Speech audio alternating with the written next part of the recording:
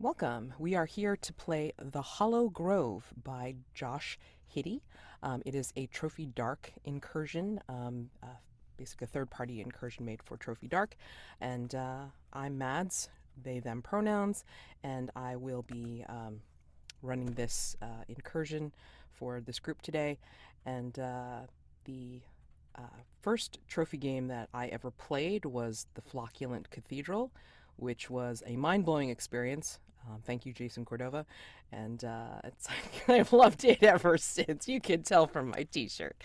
So I'm just going to pass it along to my wonderful players that have chosen to join me today. I'm going left to right on my screen. So I'll start with Clint. I'm Clint, he, him. My first Trophy Dark game may have been.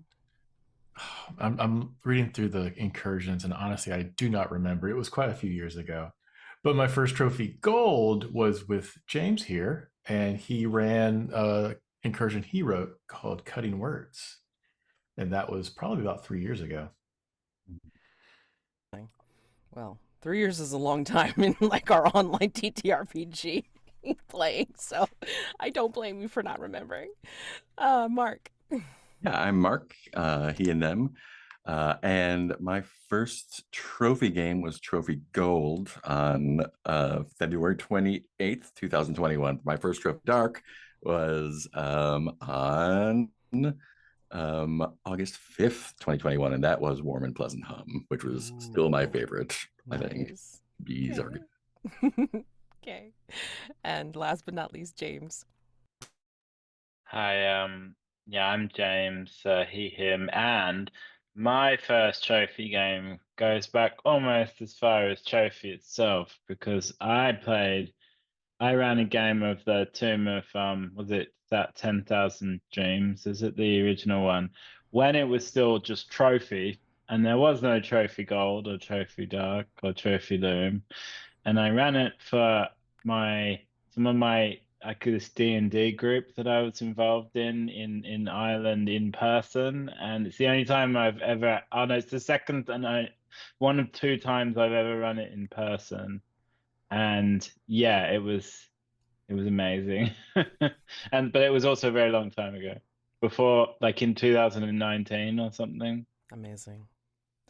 Well, again, it's always a wonderful experience, like when you have your first trophy game, whether dark or gold.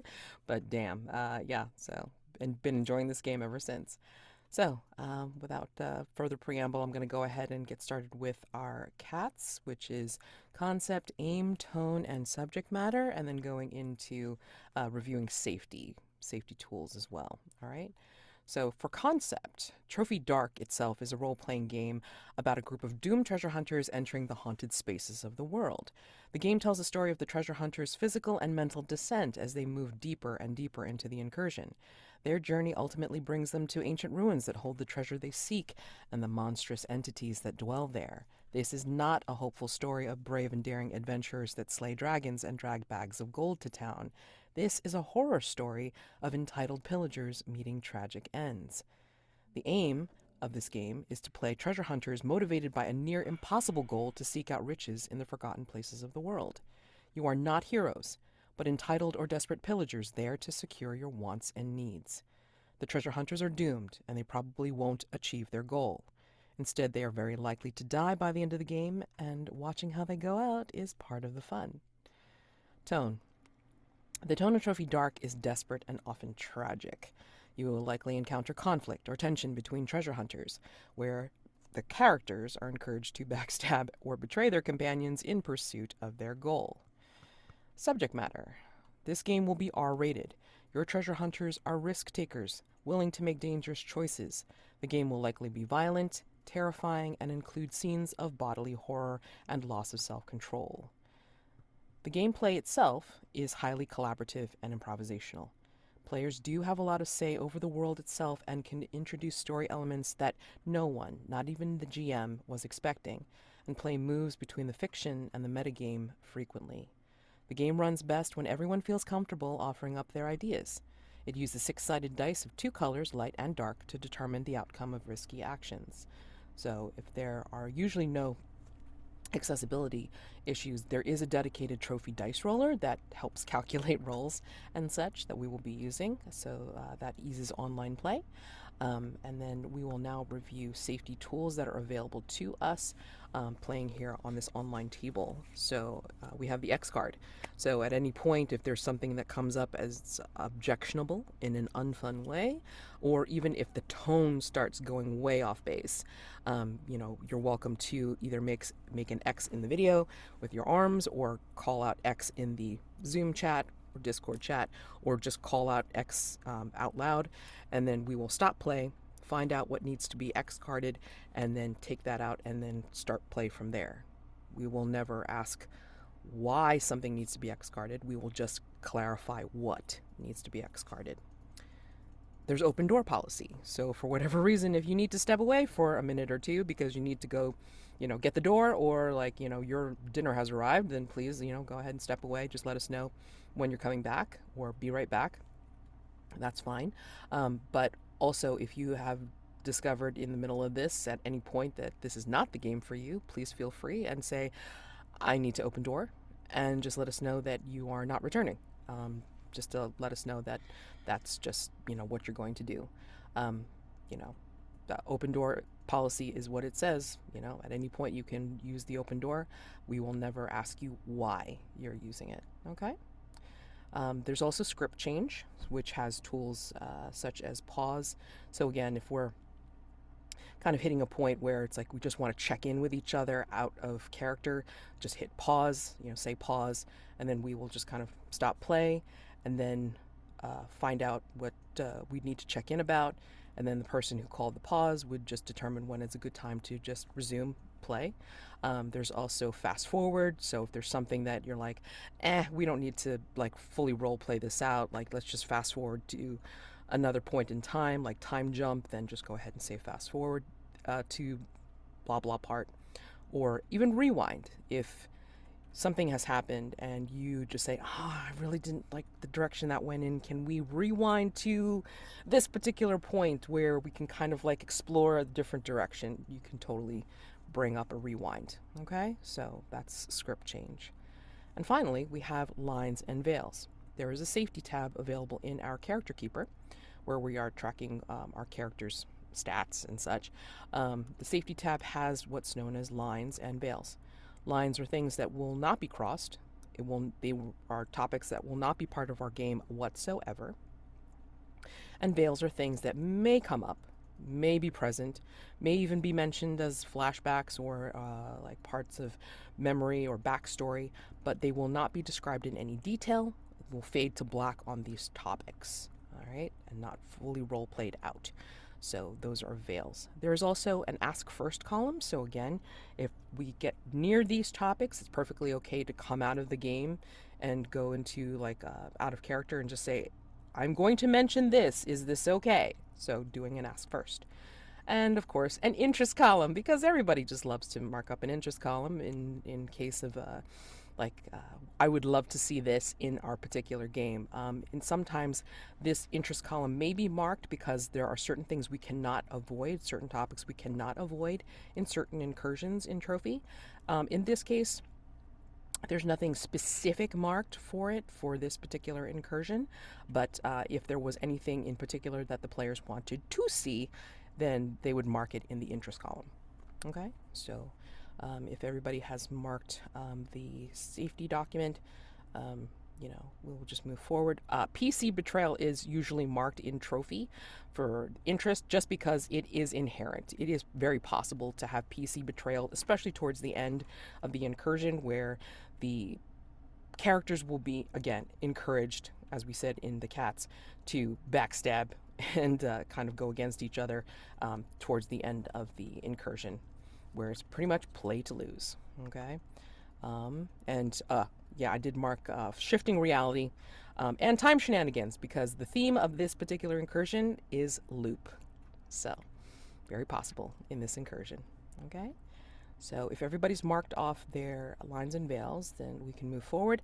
And also to say that this safety document is a living document, which means at any point, if something does come up and it wasn't an issue before, but it becomes an issue at that particular point, please make it known that there's been a change to the document. You don't necessarily have to be the one to, you know, make it known, like you can DM me or like, have somebody else DM me or something like that and say, there's been a change to the document.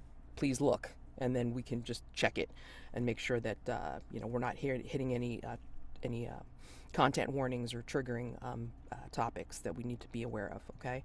So again, if anything changes, please like make sure that we all check. Watch out for each other. Okay. So that is our cats and safety. All right. And I had asked our players to take a look at the character options ahead of time.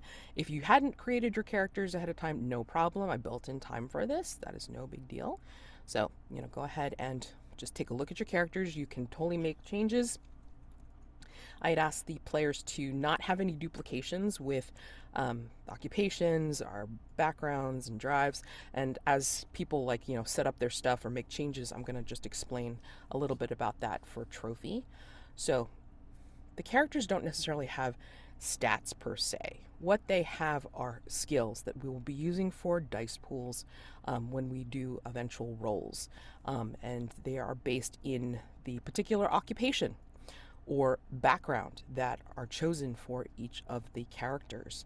Occupations are general things that usually have 3 skills associated with them. Like a Stargazer has navigation, astrology, and omens associated with them.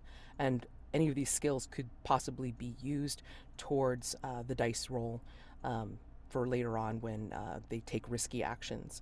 And then a background is something that they used to do, and is usually an adjective and a noun because they used to do it, but it is very much part of their history. So it's something that could come up as part of a backstory or could be used against them later. Who knows? And it is also associated with a skill that they could use towards a dice roll mechanically. You have things like Banished Dancer or a Cured Beast-Bitten or a Defrocked Priest. So interesting things like that. And then a drive is something that is basically the reason the treasure hunter is here, no matter how fucked up it gets. So even though anybody normal should be running screaming for the hills and getting the hell out of this weird situation, these people are sticking it out because of their particular drive. So, yeah, that drive had better be a damn good reason for sticking it out. And finally, there are rituals, which is a way of doing magic in Trophy, but rituals themselves are inherently dangerous, so they automatically incur a risk roll. They are risky and dangerous to do. So they are interesting, they are vague enough to interpret however you wish, but to pull on a ritual to do some kind of magic in Trophy means that you're going to be incurring some sort of risk and then inviting what's known as a devil's bargain, and we'll get into all of that once we start play. But yeah, so this will be fun for sure. Oh, and I should also mention another important mechanic of Trophy, which is ruin. So everyone starts with 1 ruin, and ruin is essentially, I guess, your marker of how much physical and mental descent the characters are experiencing. So they've already started off with 1 ruin, and getting to 6 means that they are completely lost to the environment, to the haunted forest, the haunted space of the world. And once they get close to 6, once they reach 5, there's something that they can do about it, but we'll get to that when that comes up for sure. And for every ritual that they take, they add another point of ruin to their starting ruin. Okie doke. Looks like everybody should be about ready. Let me see. Let me just make sure. All right, cool. Okay, so again, this is the Hollow Grove, and the theme is loop. Let's go ahead and have our players introduce the characters. James, you ready to introduce your character since you're the first one up on the character keeper? Sure. So my character is called Aster, she, her, and her occupation is Stargazer, which is the skills navigation, astrology, and omens, which is a incursion specific one. And I also picked background abandoned augur, which is also from the incursion, I believe, and that's a whispers skill. And I kind of made up my own drive based on the like something from Trophy Lore, which is to consume the essence of Rahmet Ilsnar, the Peerless Star.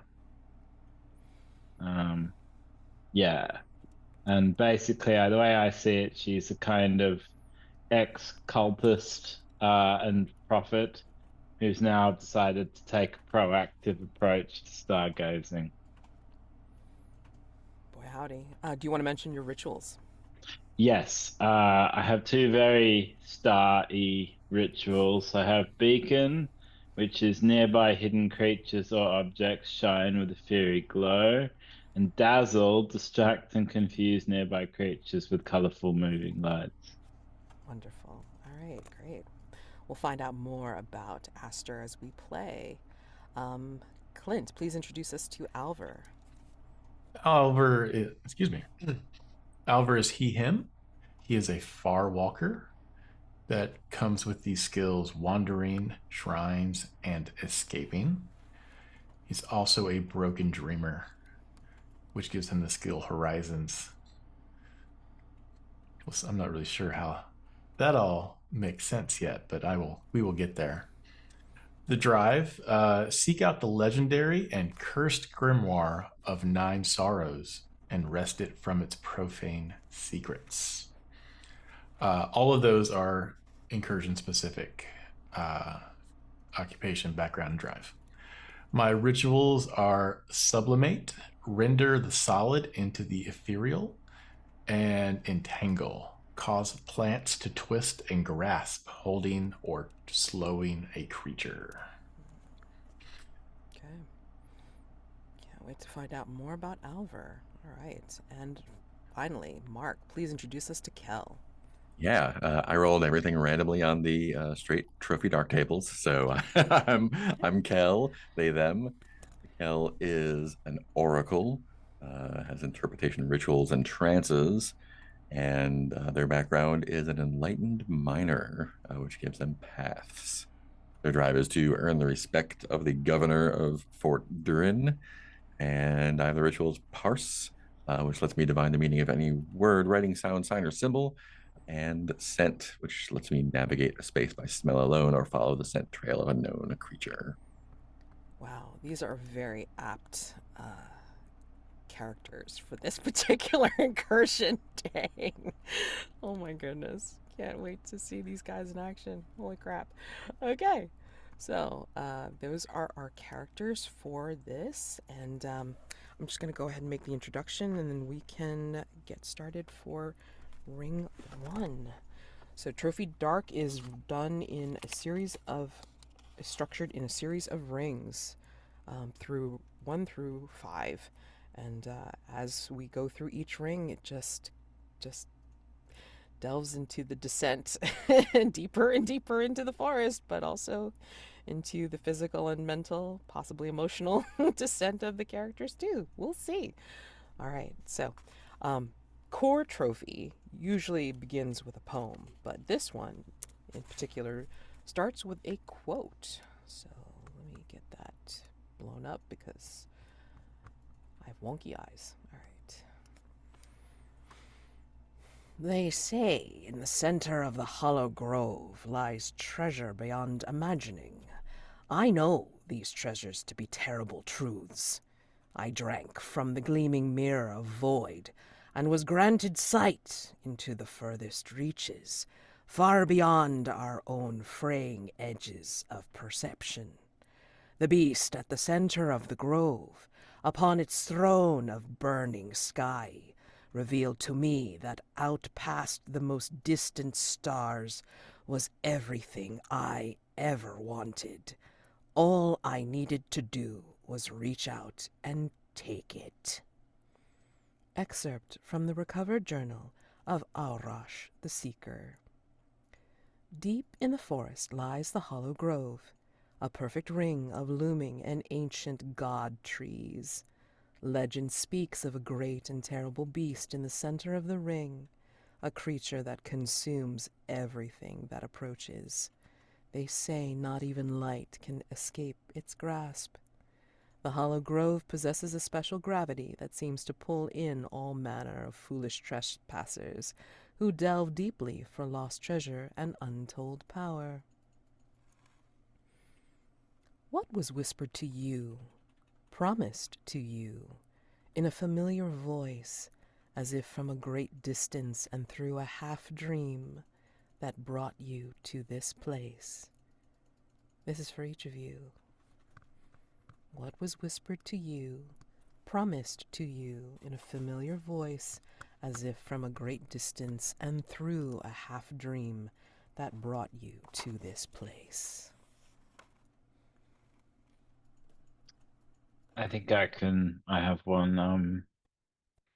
I think Aster spends a great amount of time in the moonlight or the starlight communing with the sky, getting up as high as possible away from the hubbub of people. And one day she looked up at her god, the peerless star, Rathmedil's Na, sickly and yellow and distant, and she heard as if like a whisper from the sky, "Find me in the grove, and I will allow you to ascend." But she wants a bit more than just power. She wants the essence of the star itself.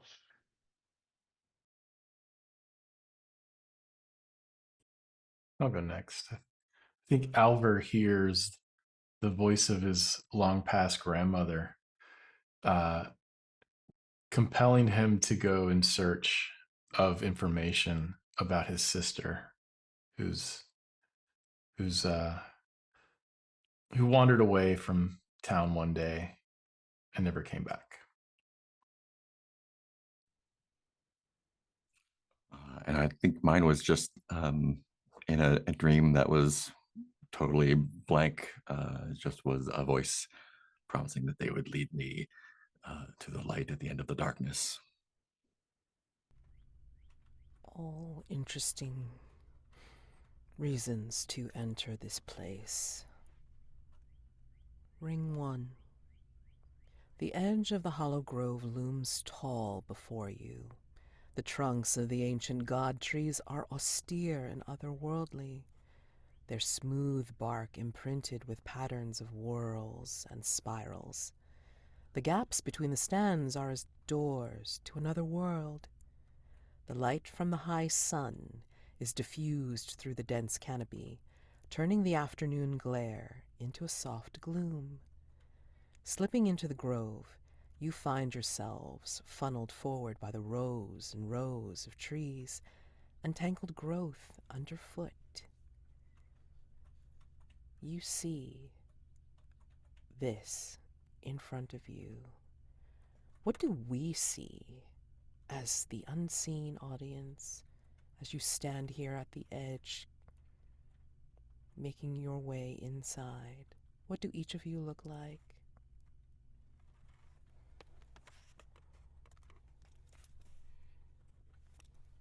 Alver's a tall, uh, surprisingly like bulky man, considering how like gently he tends to move through the world.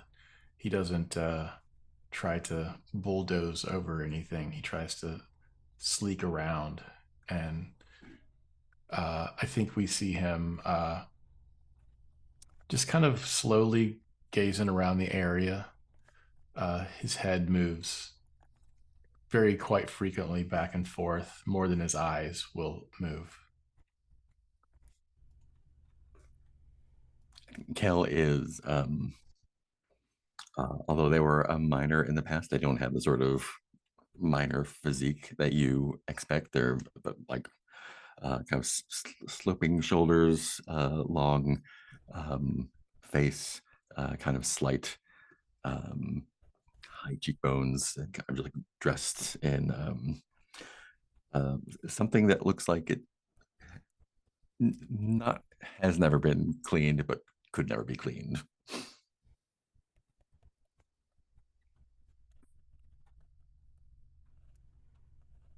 I think Aster is sort of looks quite young, but is of indeterminate age. And is there something just generally quite pearlescent about her? Like her skin is this kind of uh ashen white gray. Her sorry, like pale. Her hair is kind of ash blonde to the point of being white. Her clothes are sort of vaguely pearlescent and have little bits, sparkly bits in them. And she just sort of almost drifts through the world. And in the light, the strange light of the grove, you can see her eyes are almost occluded, like they're almost like a cataract, but that too is almost pearlescent. Like there's something opaque, almost like a caul in front of her eyes. And she looks up and her eyes kind of glint and she says, I see the patterns in this place. They move, they swirl.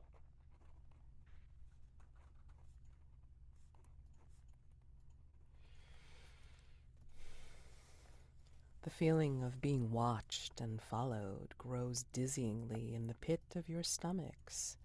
What sign of being watched from the far distance do you feel deep in your bones? Why do you feel like you felt this before, though you know this to be impossible? I think there's a really strong sense that through the trees up above, the sky is watching. The sky is a great eye, and its gaze, a bit like in three body problem where there's like the sky looks, it watches. It's a bit like that. And that's impossible because um the sky does not look down upon one place in the world at one time, yet now it seems to be gla gazing balefully at us, specifically here. I think this whole time up to this point, as we've traveled here, there's been a falcon has been following us, far from a distance, far away. Perhaps I'm the only one that noticed him. Uh, and now that we're in this grove, I no longer see it.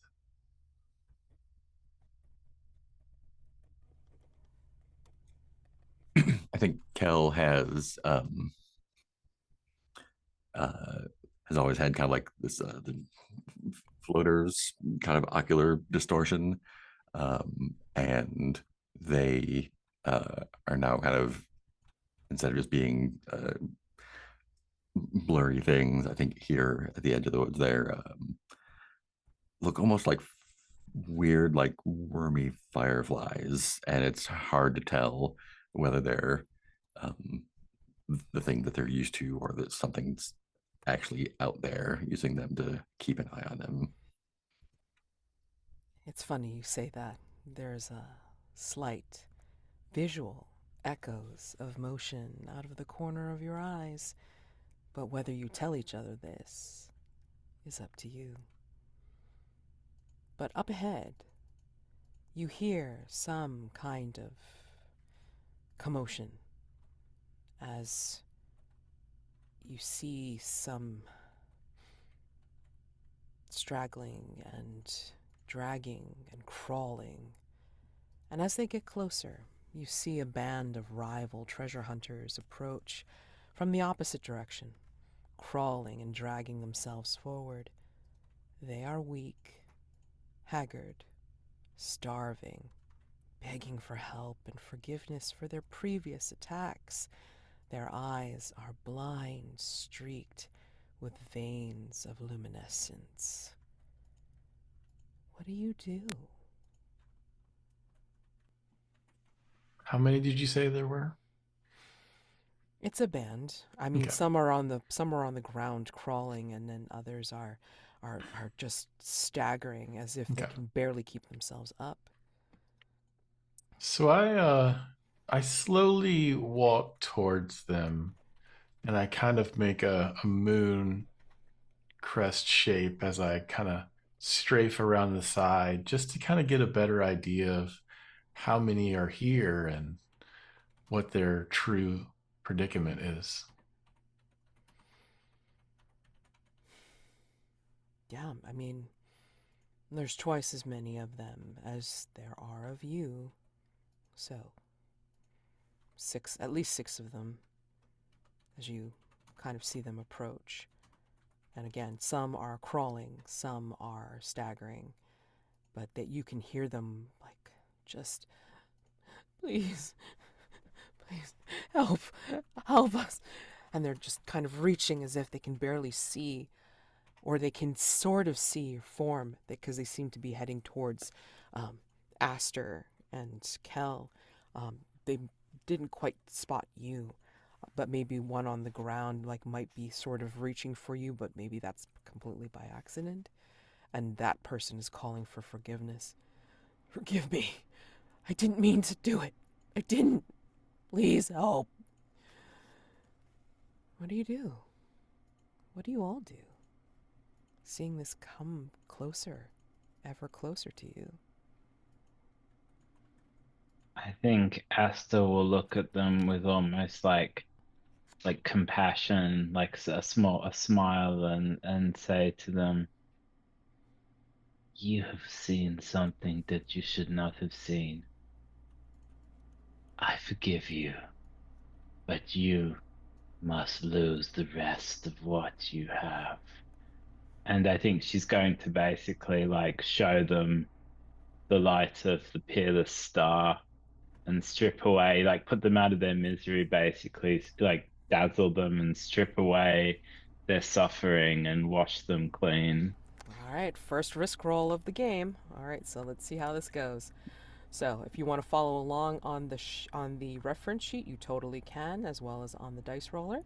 So, risk roll before trying something risky, and because you are using a ritual, it is always inherently risky. So, what could go wrong? I'm asking the other players. What do we think can go wrong as Aster tries to do the dazzle on these rival treasure hunters? I think that because they are already in like pretty ruinous condition, I think in this weird space of the forest, especially with the way the lights are kind of splaying off of the already refracted light, I think maybe the dazzlement could go and you know suffer your companions instead, you and your companions. That's how it could go wrong. One of the ways. What? Anybody else have any ideas? I think if there is something talking after them, the dazzle attracts its attention away from them. Ooh, yeah, It's yeah. Okay, fast. okay. Then you're going to gather your dice. Take a light die if this is something you are skilled at because of your occupation or your background, so anything associated with your skills. So, what do you got? I That have could be like astrology and I'm like calling on my star and I have perfect. omens. I'm basically and whispers. So I'm basically just giving them a little bit too much of what they've clearly already been Oh, exposed to. sure, absolutely. Okay, so I'll give you that first light die. Dark die because you're doing a ritual and it is risking your mind and body because it's like you could possibly dazzle yourself as well. So now, to get that second light die to increase your odds of success in doing this, you're going to have to accept a devil's bargain. And a devil's bargain is something that will happen no matter what. So, and it could be anything. So, what do we think we want to offer as a devil's bargain? I think no matter what, you're going to get a glimpse of what these people have just gone through. And it'll make you really empathize with these people, but it is after you have done what you have done. I think maybe you sense the essence of the Peerless Star within one of them, and you need to get it out. I Ooh. only get one die, Hold but on. Yeah, I know. kind of want both of those. But Wait, I wait, want wait, to wait, hear wait, what wait. Mads has to say too. Yeah, because I was gonna say, like, some people deplore this thing, but I mean, like, yeah, you only get the one die. I will say that, and you usually can only pick one of the things. But I will say that I'm the GM that says, hey, if you want more things to happen to you, you still only get the one die, but you can have all the things happen to you if you want. I don't care. Um, my devil's bargain to you is when you activate Dazzle. I think no matter what, it's going to be where I think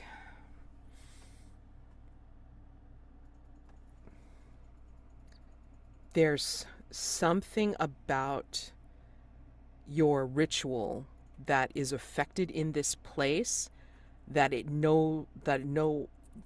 it not only affects the the the dazzlement of them, or even, like, if it even goes wrong, that sort of thing, but it also will give you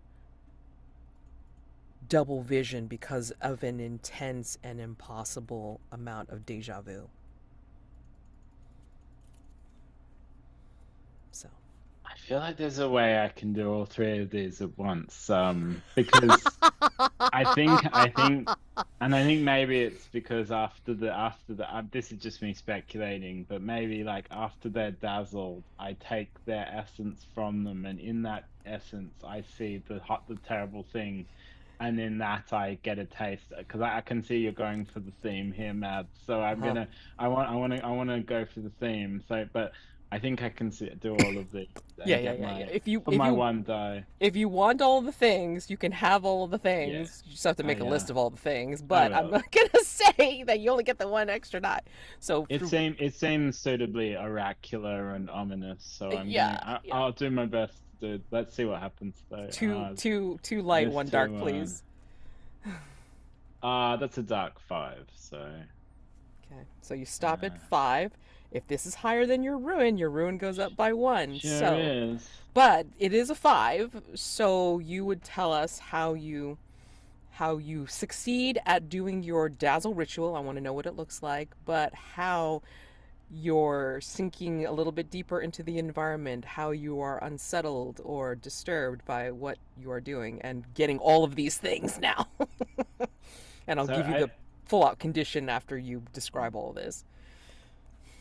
I think we basically just see that the opacity of her eyes increase, and she looks at them and says, "You have taken something that was not yours. Give it back to me now." And her eyes sort of gleam this pearlescent white, and they all just start screaming, and their eyes go from sort of occluded to white to basically like red, and then they like bleed, and their like eyes basically like melt out of their faces, and they're just lying there, and there's almost like this light radiating out of them, and she closes her eyes, and with this sort of beatific expression soaks up as if she's bathing in the light of what's coming out of them. And then this look of horror comes on her face, and she falls to her knees and says, "I'm sorry, Great One. I didn't know that it would be like this. I this is too much. Has it always been this way? Is it happening again? How many times has this happened? How many times?" And just like starts ranting and weeping, almost like opaque, pearlescent tears, as they're basically dead. They're all dead. Hmm. And she's just like, something's happening, and it's not clear to Alver or Kel what's going on. Right, and I'm posting your condition to describe all of those things into the Zoom chat. I saw it again and again and again. That is the name of your Oh, condition. gotta love it. Yes. So try to remember that for your flavor of of your flavor of role play, and that is what conditions are in trophy. Nothing mechanically affecting, but it will inform your role play as flavor. So we try to make that as juicy as possible. But yes, I'm an easygoing GM. Easygoing, where you can take as many of the things as you want for devil's bargains, but you still only get the extra one die. So yeah, all right. So now you have got a lot of uh, dead rival treasure hunters on the forest floor. But I will say, when you look, if the rest of you like just suddenly go, what the hell just happened? Like, I'll go ahead and have this scene, and I'll describe what you find. You know, after you have this little scene. Yeah, I think Kel was already thinking to give them a bit of space to get through it after that. It's like, all right, something that has nothing to do with me just happened. I think this is not the first time Alver has seen Aster do something like this. And I was kind of close to one of the people as this happened, and I kind of walked through and I kneeled down on one knee and placed my hand on one of them just to see how they feel, if they're still warm. Because last time the bodies felt weird; they felt colder than normal. So I'm just kind of poking around and seeing if I can assess like what the uh who these people were. Uh how long have they been here? What what do they still have on their persons? Yeah, so strangely enough, it's like, as you kind of press on their bodies and such, I think you'll notice that their bodies feel very dry. Like, even with the even with the blood that had come out of them, like they just feel like quite desiccated, as if they've been drained when the light had gone out of them, and well, Aster had taken it on, and like very brittle.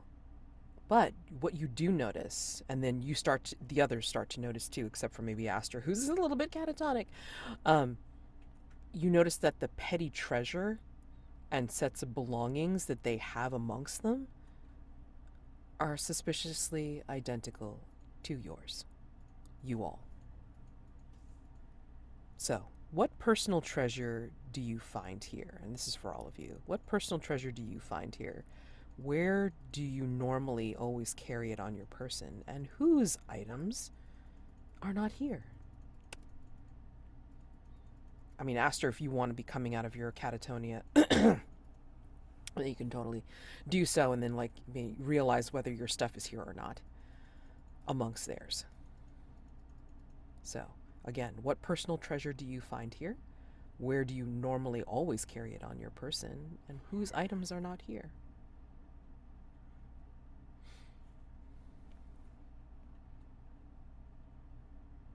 You notice that the petty treasure and sets of belongings are suspiciously identical to those of yours. I think oh, go ahead.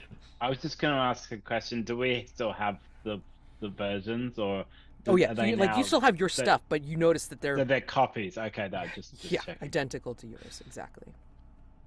So I think I notice the body that I'm in front of has a strangely similar, perhaps even identical, uh, telescoping lens, a monocle of made of brass and very very fine glass in it. Uh, and I didn't notice it at first because his body had kind of fallen on top of it, where I look down and mine is hanging from my belt. So he even held his in the same place. I think Kel has it's like a small like silver hand with a pointing finger on a chain that someone that he used to delve with claimed that would point in the direction of either treasure or safety. And that person is no longer around because it did not, but I keep it as a reminder of them.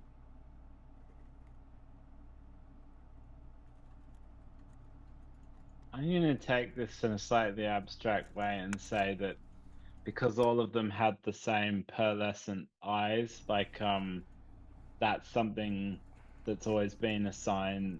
Aster was born with it of her celestial vision, and it's unnerving that they all have the same thing.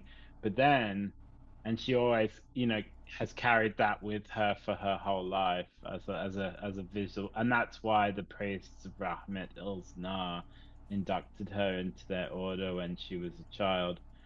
But one of the treasure hunters had plucked out their own eyes with their own hands and was holding the eyes in their hands, bloodied hands. Um, and and I think, they'd obviously like pulled out their own eyes at some point. And Asta, once she's recovered and stumbled around, takes the eyes and carefully places them in a pouch and attaches them to her belt and looks around and hopes that Alver and Kel didn't see her doing it. And then one of them looks over and she sort of smiles pleasantly and says, "Oh, these were foolish men." And I think as you rise from finding these things, taking these things, and just look, I think you realize for a moment that the space between the trunks of the massive trees feel impossibly open, like there's a terrible gash in the skin of reality, and it just makes you feel so small, so insignificant, but just for a moment. And then it disappears as you notice there's just rows and rows of trees again. And that is the end of Ring 1. Ring 2. Deeper and deeper into the hollow grove you venture. You can tell that the path you travel has a soft curve to it, leading you in a circle or an ellipse. The landscape around you slowly shifts and warps. The once cool shades of blues, purples, and reds now grow sickly vibrant. The heights of the god trees are heavy and oppressive, and you feel as if you grow smaller and smaller, your periphery twisting into a fish-eyed perspective.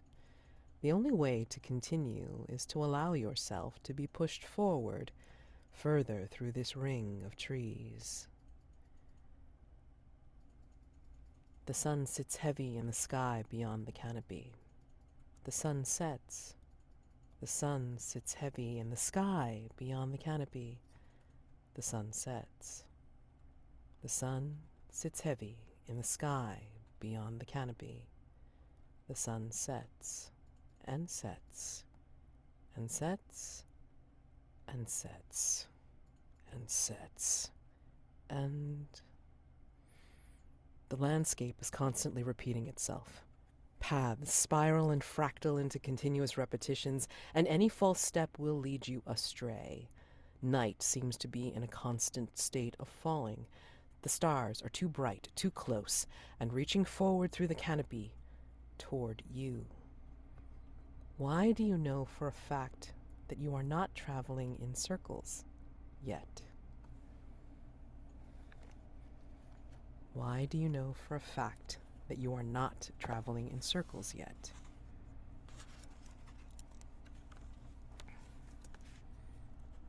I think Kel just has faith in their unerring sense of direction, especially when it is when it is dark, when there are no reference outside to go by. They feel like they have an inner compass that they trust. Why is that? What memory do you recall from your mining days that allows you to not feel absolute terror in this moment and surety instead that this is fine? This is all fine. I think there was a time when I became separated and lost, and without light, and was able to find my way back just by impulse, without making any wrong turns, or there were probably like pitfalls or something, bad things nearby that I had avoided just by happening not to stumble into them. And I think that gave them the perhaps false confidence that they have this ability. Luck is a hell of a drug. I think Aster can feel that reality has formed a Fibonacci spiral, so it seems like it's cyclical, but it's moving inwards and round in a perfect proportion. And she starts laughing and doing this weird kind of hopscotchy thing and saying, "I saw it again, and then again, and then again, and again, and again. Cyclical things, round and round." And then she laughs and like grabs Alver and Kel's hands and says, "We're going inwards and round in time, through time, ever deeper, ever round in a spiral. Isn't it beautiful?" Alver says, well, we can only move through time. Can't stop. That would not make any sense, now would it? No, it might feel that way sometimes. I think the answer for Alver is, as he turns around and looks behind him, he can kind of see the ghost figures of the three of us, as if looking at previous frames. And if this were a circle, they would be coming towards us as well. And so I only see those remnants, those past footsteps that we had passed through. It's interesting that you say that, because as you turn to look from the ghost fragments and remnants of yourselves, you turn forward and then you see the band of treasure hunters from before, stalking through the grove, traveling in the opposite direction as your band. No longer weak or haggard looking, they are at full deadly strength. 6 strong. Their eyes are filled with stars. Their mouths are filled with teeth. Will this be the last time you face them? What do you want to do? I look to my team here and I say, do you think this band looks angry at us? Should we try to talk to them, or should we act? I don't think they move through the world in the same direction as us, Alver.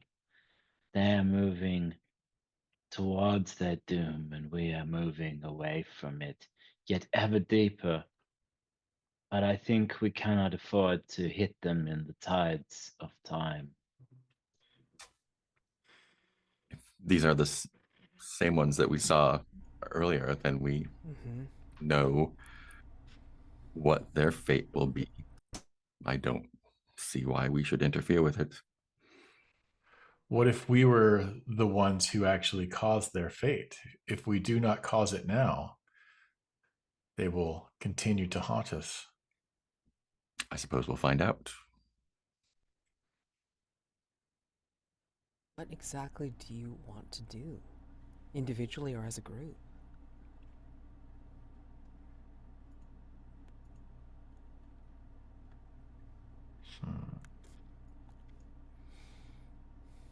I think, again, Kel would give them space, and if they come directly at them, then figure something else out. I think Alver will agree with Kale. And I think I'm going to suggest that we not only just move out of the way, let's find a place to hide. If I'm not convinced they've seen us yet, perhaps if we make scarce, they will just pass right by. think Aster laughs almost in a slightly like deranged way and says, "Oh, temporal hide and seek. Alver, you know all the good tricks." I think well, yeah, this is kind of risky because I mean, like, there's the possibility that you're gonna run into them anyway. So I will take either a risk roll from everybody, or I will take. Um, Actually, wait. Before I do that, let me ask you: how disturbing is this? Seeing the group from before that Aster dispatched, like hale and hearty and whole, and very deadly looking, coming at you again. How disturbing is this for everybody? Alver is not pleased at this situation, and yeah, Cal? It's probably worth a ruin roll. That's what I was wondering. Let me go ahead and roll that. Yeah. And Aster? Not I disturbing. I think Aster saw it again and knew that she would see it again and again and again, but potentially also a ruin roll, given that I think this is shaking her fairly tenuous grip on reality. Yeah, I think everybody is deserving of a ruin roll at this point, please. I got I it. got a 5, so mine's gonna go up again. Yeah. I got a 2 under 3. I think that means Kel's in denial that it is not the exact same group, but a similar group. Right. Okay. I got a 1, and I'm pretty sure it's the same group, but I'm going to give them the benefit of the doubt that we are not the ones that caused their death previously. And so I'm not going to think that we're putting ourselves in a position to be hurt. Okay. Okay. Fair. All right. So that's just gonna be like a ruin roll for this. So if you want to go ahead and hide, I'm not gonna necessarily incur like a risk at this point. So just go ahead and like duck around the trees or what have you, and then you can conceivably let them go by. But if you are going to do something to actually like, create obstacles for them or whatever, then yes, I'm going to ask for a risk. They've already got somewhere to be. They're deaf, so Yeah. like they can't be late for their demise at the end of their timeline. Right. Right. Right. Um, But I think that you see that because it like night has fallen and fallen and fallen again, I think that you see that they're holding like torches and lanterns at this point. And it's weird because the torch and lantern lights that they hold, the lights themselves are doing something very strange where they're bleeding and streaking forward into the distance. So, but they don't notice anything weird is happening. They're just like kind of making their way through the forest and then just seeing their light stretch to, unnatural proportions. Um, but as you make your way around and try to hide amongst the trees as stealthily as possible, I think you stumble through a stretch of level terrain that seems like it's level, but it always somehow seems like it's sloping downward. Strange, that. The small gaps in the cloaking canopy above, they rain down warming caresses of the last evening rays of sunlight. Strange, that, when it was night before. But small paths ahead become visible, and tantalizingly within reach, always moving you ever forward. What signs do you see? Signs that you recognize, signs that will guide you through these treacherous grounds. I think Aster is the heart of the spiral.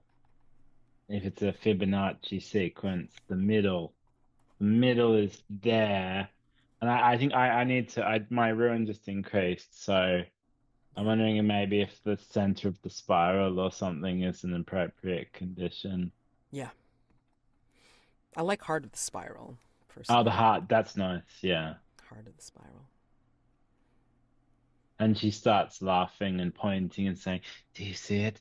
The proportions converge. That is where they converge." And she jabs almost like that right there.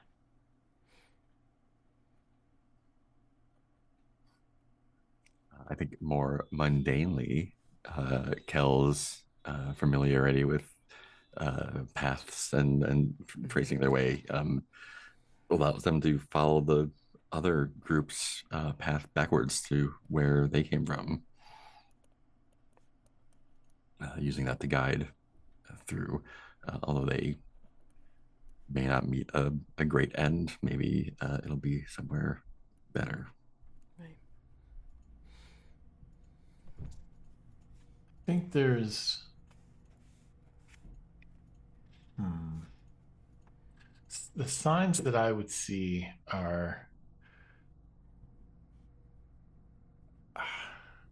I feel like there's ants on the ground, and these ants uh, move in a kind of predictable pattern, uh, as ants often do. They stick with their path and they stick to it really tightly.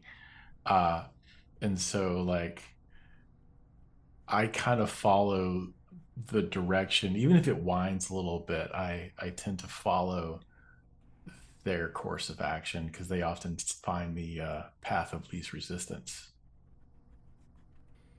Does this give you, like seeing them, does this bring upon a memory from your unbroken dreams? Or Uh, from your current occupation? yeah, I think. Well, mostly it's I spent most of my wandering time looking down.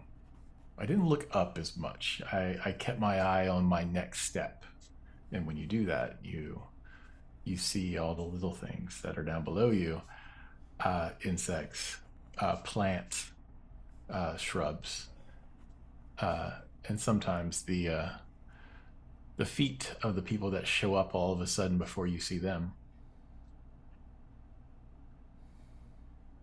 Hmm. And then Aster, I'm wondering if, like, as you poke at the heart of the spiral, I'm wondering if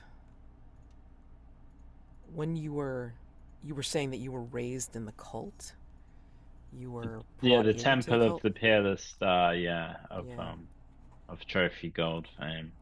right. Was it pretty much like just what's the word? Um, you were saying you were born like this, yeah?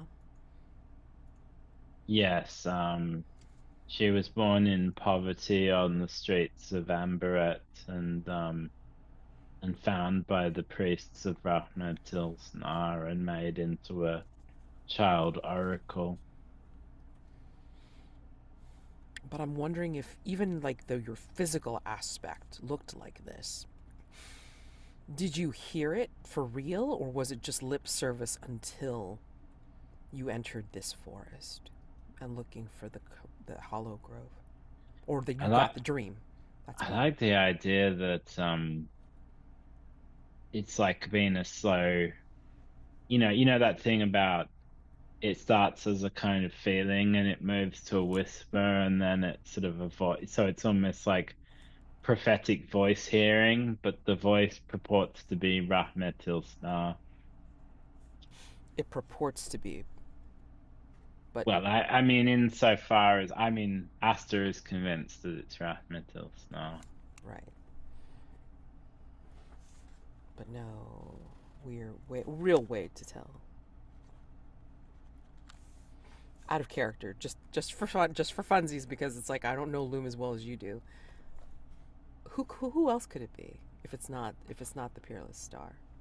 Oh, that's a good question. I don't have Trophy Loom up. I think there's any number of hideous things in the stars that it could be.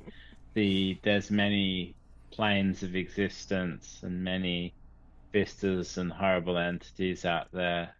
It could be the sisters. Yeah. It could be who we know not whether are gods or demons. It could be any number of horrors. Okay. Good to know. Well, or bad to know. That could be fun. But I'm going to say that, yeah, I think that you're like spotting the canopy. It's almost like lighting up the different paths that you're seeing, and again, like kind of like showing you the way in each of your own different ways, and you're recalling these memories um, as you make your way through. But as you do, somehow, also, I think, there is a sudden dip into the terrain. Like, it went from relatively level into like a sharp slope downward, and the path doesn't go anywhere but here. Like, you have to do like almost like in a video game, like where like the path only goes in the one direction. You know it's the only way to get there, and you have to do like a slight jump to get to the other side of the path. So this will involve a risk roll. Have What do I think will potential. happen if you what do I think will go wrong if you fail? If you drop into wherever the hell the hole leads, you know? And it looks like a very deep ravine. So there you go. And I I have a suggestion. mhm. Would it be possible for me to do a reduction roll? Because I'm on Ruin 5. How A- the And I fudge? think, yeah, I think I see a shortcut to the heart of the spiral, and it will get us there. It'll be no problem. But I'm not 100% sure what effect it'll have on us. Okay, hold on. I totally missed that you got to Ruin 5 already. So, for the recording, once you get to Ruin 5, because remember, Ruin 6 is where you're completely lost. Ruin 5 is where the player can enact the reduction roll. So, yeah. You can try to reduce your ruin once you have marked Ruin 5 by acting in the forest's interests, destroy treasure, prevent rituals, sabotage fellow treasure hunters. That's always a fun one. And so you would just declare your intentions and how you will act in the forest interests, and then you will roll a light die. So you are saying that you are going to like Yeah. say, we'll do this instead. Yeah, or like I will say, the way is clear. Come on, come with me. And I'll grab their hands again and say, I see the straight path now. It's been shown to us. And basically like pull them along almost like children going to see Santa Claus kind of thing. But it's not so much that I'm trying to hurt them, it's that I'm acting in the interest of the spiral, which is Mhm. to get to the middle of the spiral, and it's almost irrelevant what effect it will have on me, on Cal, on Alva. Okay, got it. Okay. Oh boy. All right. Well, anyway, we'll see if you reduce your ruin. Okay, so roll a light die. Um, yeah. Oh, so it's less than my current ruin, so they Yes. don't notice Yep. that I have led them to the heart of the spiral Correct. by an unsafe route. Mm-hmm. So yeah, your ruin goes down to 4, and you can never and you can keep reducing. You can keep doing stuff until it gets to your starting ruin. You can never lower past your starting ruin. Okay, but at this rate, you're just at 4 right now, um, and yeah, so it's I think still risky. So for everybody else, actually for you too. So I mean, like at this point, I would say like let's everybody do a risk roll for what do we think will go wrong. So yeah, misstep, people start falling. Um, yeah, and yeah. So Is this one roll for all of us, or we each roll separately? I want each roll separately. Okay. I really want to see. Yeah. Because I want you to be able to have agency on determining your own circumstances, Totally. whether Totally. you like go with Aster or like, no, this doesn't sound right or this doesn't look right. I mean, I want you to be able to tell me like what you're using or doing to save yourselves, basically. You don't notice what she's doing because maybe you think that she's in her own la la land, that it, for her it's fine, but, for you personally, you're like, no. No. So, I'm gonna start with Alver and go. All right, what you hear her say this? Yes. Yeah. What? Well, we've traveled together for a while, and she's yet to steer me wrong in this sort of regard. So I go for it. Okay, but you're gonna. It's still incurring risk on your Sure. part to Yeah. do this, even though you trust her. Yeah. So I'm gonna say that take a light die if you have something that helps you out here. Uh, I think horizons. Like I can see where I want to go. Perfect. I'll take it. Like Okay. this leap makes total sense Okay. No to problem. me. All right. So that's one light die, and then of course the dark die for the risk, bot to body, and then another light die for accepting a DB for accepting a Yeah. devil's bargain. What do we want to offer, Alver, for this? No matter what. No matter what.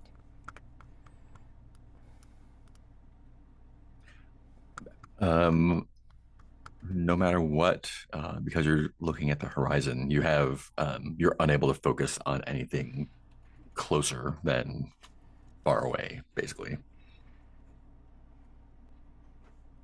I think no matter what, the deeper we go into this, the stranger time becomes.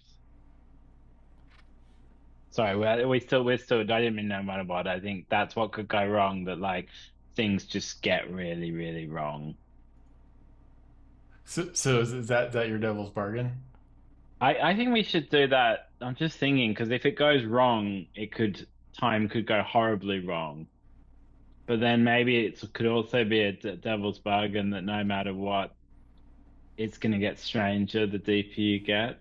But if you fail, it's going to get like horrendously bad. Okay. I'm gonna say that no matter what, that you will start seeing, no matter what, you're gonna see scars from injuries not yet made appear on your flesh. I like that one. Yeah. So Scars appearing from of injuries injuries not not yet. yet sustained. Yep. So that's the one you're gonna take. Okay. So two light, one dark, please. Here Let's we see what go. you get. I rolled a white 6. All right. So you Nailed it. succeed. You succeed. You nailed it.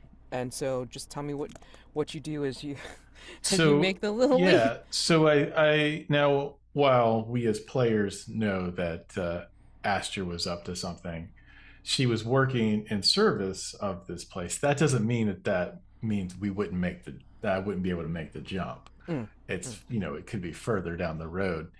Uh, so hold on, Okay.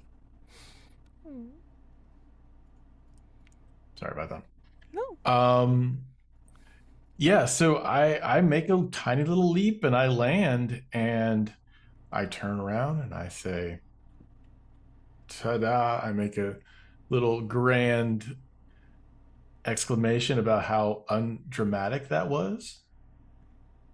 But I And think as you do the ta-da or whatever, I think you notice like you're bleeding either through your clothes or in places where you can see that you're bleeding. so am I bleeding or do I have the scars? Um, I think well the way that you notice the scars, if you Okay. think that they're underneath your clothing, is that you Sure. notice the blood bloom Okay. like Okay. on your clothing. Yeah. But then when Yeah. you look, then maybe there you see the scars there. Yeah. Gotcha. Gotcha. Gotcha. Yeah, yeah, yeah. So I'm like, hey, come on. This seems like a good way. And I'm looking at Kale this whole time. Okay. And then I notice the blood. Yeah. And Kel, go ahead and let's see. Mhm. What I said is basically you gonna fall. How do you, or like, what are you thinking at this moment, and how do you like propose to go Yeah, across? I think Kel is less convinced that Aster knows what they're doing. I don't think I suspect them of any ill will, but they seem to be a little bit Just a just little bit. a little distracted. Sure. So I think I'm actually gonna pop off my scent ritual to Ooh, navigate space by smell alone. Okay, Just kind of feel it out and see if I can find a better, safer way sure. down. Okay, so that automatically is a risk roll anyway. So, like, that is dark die automatically. Mhm. And then what's your first light die? Got a skill in rituals. Can be Perfect. enough. Yep. Okay. And then your devil's bargain. Devil's bargain. What do we want to offer no matter what? Hmm. Scent. To try to navigate. I think my devil's bargain that happens no matter what. Like as you're smelling your way and like trying to find your way around, I think that kind of like pings something in your brain, like as you're working your way around through the scent or what have you. Mhm. Time is funky, words are funky, it's just looping. And what happens is every sentence that you make begins where it ended. Mhm. That is the devil's bargain. No matter what, the scent that you pick up reminds you of something. You know how scents can be one of the more memory triggering senses. Uh, and this memory, I'll let you decide, is one that possibly makes you more timid or more opposite of who you are now. You know. Mhm. Basically makes Kel regress. Is that what you mean? Yeah. Or where like whenever he would be, sorry, they would be uh strong and headstrong, they might be more timid now. Mm, Or mm. Okay. I think mine is no matter what, Cal develops a kind of astral synesthesia and they start to taste the stars, smell the stars, you know, and see, like everything becomes blurred, Mhm. taste time. Those are really good. Holy Um, crap. It's your decision. Again, I, you could take one, some, or all on the second light die. I think I'm gonna go for the first one. I think I like the challenge of Every sentence you make begins where it ended. ends where it begins. Yep. Okay? All right. Yep. So, yeah. So, two light, one dark, please. Light one dark. Ooh, too light. Damn. Come on. All Let's right. throw another dark die. Add a dark die and reroll two light, two dark, please. There we go. There's our six light. I was gonna say, like, oh my god. So you succeed. Please tell me how this ritual looks as you succeed with, doing the ritual and like, what do you send out to Mhm. help you? Um, I think I look kind of like I kind of go stuck still, like a deer that's frozen, as I'm like trying not to like try to only focus on the smell of things. Um, and so you're do we? So you two are going regardless. I think I have like found a like gentler, less precarious way through, like avoiding going down and uh, circumventing the hole, basically. Just following my nose. But what of the sense and as you're going down the gentler way, Mm-hmm. does it circuitously like reroute your brain Mm-hmm. to start creating sentences that even you hear in your head as you're Yeah, making them and they begin where you ended? How as does I'm that? thinking them. Yeah, Mm. yeah. I think the the scent of the path like gets kind of woven into there. So Mm-hmm. like as my thoughts kind of loop around, they Yeah. also kind of curl around in each other, and I've got that Yeah. sense Yeah. memory of. Yeah, there you go. Oh God. Oh no. What does that smell like? It smells like kind of like ozone almost. Oh yeah. It's like the opposite of what I'm used to smelling in the mines, either earthy or like mineral, like the rock dust, Mm-hmm. or in bad situations, the smell of some sort of gas or staleness. And this is a more of like a sharp, um, a sharp smell that I'm not familiar with at all. Yeah.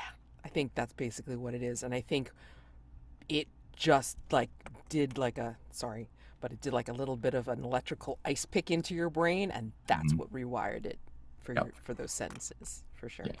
Okay.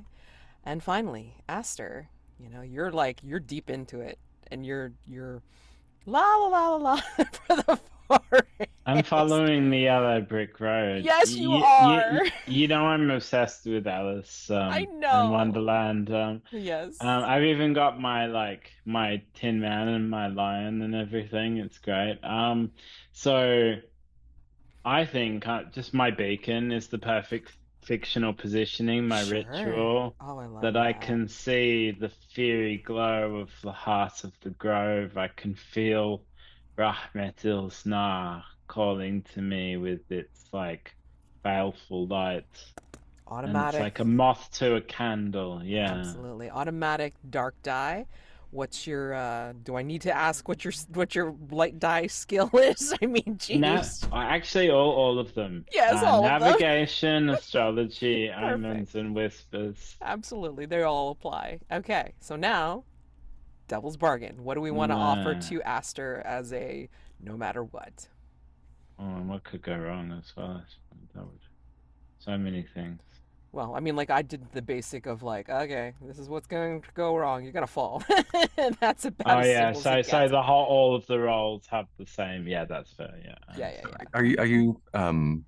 Are you like hearing um the Peerless Star kind of Ooh. telling you this already? I could be if you want to. I think at the moment it's more like a pull, Hmm. but I mean, I'm open to hearing a message. I think it's the opposite. I think like once you get there, I think you like are aware of like the absence of that essence at all that you're so used to relying on and Oh, counting. that's a good one. Yeah, you don't feel that pull or that voice or that whisper anymore. Ooh. That's that's kind of horrifying. Let me see. It's a good devil's part, no matter what. I think it's a little bit harder, like as if even though you felt incredibly light, taking this next step, or like no matter what, it's almost like it's extracting a price for doing so. It's saying to you now that for every two steps forward that you're taking one step back. Those are both great. I've got nothing to add.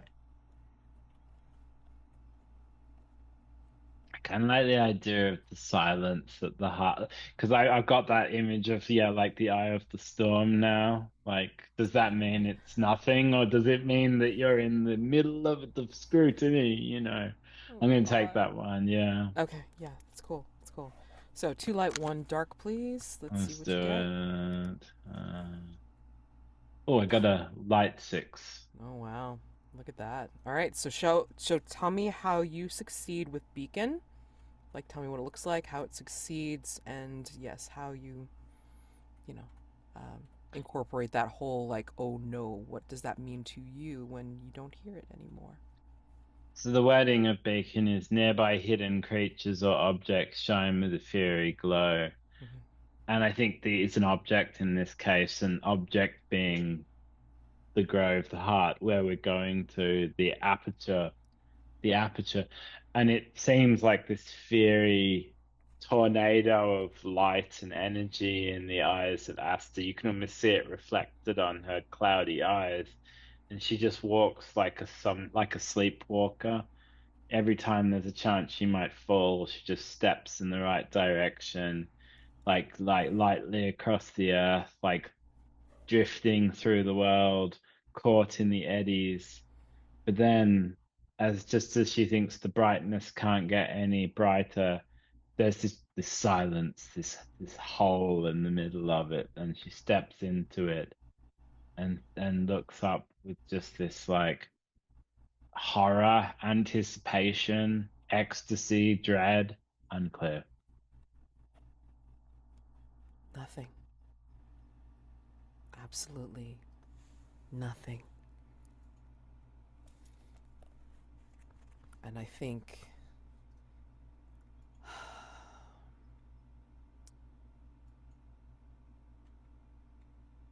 yeah, I think your condition is stars silence. Like star apostrophe S silence. And you all make it across. And thus is the end of Ring 2 as we see the light of the Hollow Grove distantly lit. And you all make your way. We watch your silhouettes make their way to the grove itself as we close out of Ring 2. Ring 3. The grove is changing, warping, moving, shifting. Your leaves spiraling eddies and currents in time and space. Behind you as you trudge ever forward, gazing through the canopy of the god trees, darkly bright nebulae bloom like cosmic rot across the night sky. The dense vegetative ground cover begins to fade, edges burning and bleeding away, ridge shifting into oblivion. Plumes of primordial dust kicked up with every step that you take. The once dependable solidness of reality begins to fail here. Distant stars flicker into being all around you, small piercing points of light that prick apart your skin. Trails of bright cosmic gas streak across the sky. The ground fades to translucent night beneath your feet, the sheer vastness threatening to swallow you in body and mind. The ground becomes treacherous, floating, fragmenting, the gaping cold heat of space clawing its way out from between the seams of existence. Seeing all this, how do you feel? What do you think? Is it enough to feel ruinous? I think it definitely is for Kel. This is the opposite of what they are used to. They are never claustrophobic, but I think this sort of unmoored openness is very bad for their brain and soul. So I will make a ruin roll. Please do. 6. Oof, yeah. I Tell will do me. that. 100% bad. Yup. Tell me how the cramped quarters of the forest begin to open up into agoraphobia-inducing void for you. Yeah. Yeah, I think like it's gotten so that every bit that is not closed in feels like it's pulling them apart. And they're just the vertigo of themselves being pulled into pieces is overwhelming. I think that is your condition, vertigo of self. I think for Alver, he for a moment he keeps thinking he's seen uh, glimpses of his sister that his grandmother had sent him to find. Uh, Perhaps these scars have been a reminder of the incident that caused her to leave. Uh, and so he's looking up at the sky and remembering these events, these family tragedies. And I also rolled a 6. Okay. Wow. Do I get a condition? Yes. You blink. You thought it was looking up at the sky, but I think you blink, and below your feet, as you try to look down again, you blink, and below your feet are glimpses into the infinite spiral of your past. Above you, the future. I think. Hold on, let me think. I think your condition is you walk on memory. Copy. Aster. I think if we combine the three conditions, Aster's just sort of kneeling there, arms spread out. You can see there's actually like pearlescent blood leaking from her eyes. She's got one of that the dead guy's eyes in each of her hands, and more pearlescent kind of eyeball juice is trickling down her hands, and she's looking up and saying, "The house of the stars. Again and again I see it. Again and again I see it. Again and again. The heart of the spiral. We are here. The star's silence blesses us. Benedictions abound." And just more of that, like, but like your typical kind of Ra's al Ghul swaying kind of cultist type Yeah. behavior. Yeah, roll for ruin, please. Oh yeah. And I got a 6 too. It was worth all of us doing it Wow! just so we could all get a 6. Amazing! What the fudge, man? I'm gonna say that for you, the canopy of the trees, as you're saying all of these things and just beseeching, the canopy of the trees dissolve into spiraling galactic arms. I'm telling you, Josh is like the best writer for this thing. I'm like, this is so good. So yeah, um, holy shit, I don't know whether to add another condition or just like kind of combine your three, but it's just like this is so good. Um, We could always do an old I "it gets worse" style condition. yeah, this is a different one. Because I have an idea of what I want to do. I think.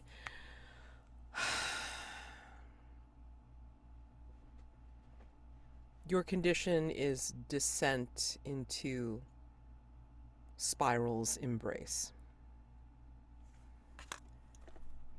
Oh, I like that. Um, I mean, these are mine because I mean these are just so goddamn good.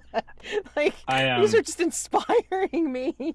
I'm like, whoa. um, I'll Yeah. defer. Yeah, but basically, I think at some point I'm going to point to the spiral's embrace to my companions and do another reaction roll by a reduction roll Yeah. by I mean, showing them the secrets in the heart of the spiral. sure, absolutely. But I think that's it's a bit premature for that.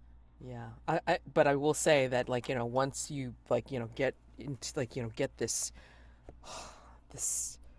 these senses of dread in each of your like ruins, um, like into get deeper into your ruin, I think it maybe gets a little worse. I'm so sorry, guys.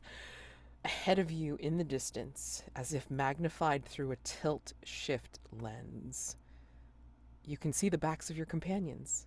Each of you, like as if you're alone, but you see the backs of your companions in your own vision. And here's the question for you. Give me a second. I gotta try and copy and paste. Here's the question. What betrayal are you sure you witnessed from your new perspective?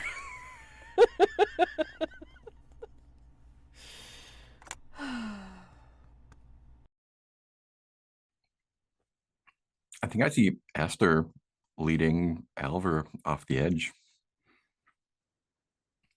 I think Asta's convinced that she sees that Alva and Cal are both holding knives behind their backs. Sacrificial knives. I think, well, I know Alver sees that band of people that we let pass by have backtracked and they are now behind us. We should have taken care of them when we had the chance. I think they're still far enough behind that you have some time still. Because again, time is a little bit funky wonky here. Um, it's almost as if you are on your own island. Because I think when you turn back to look again, Alver, those rival treasure hunters are seen as if they've shifted.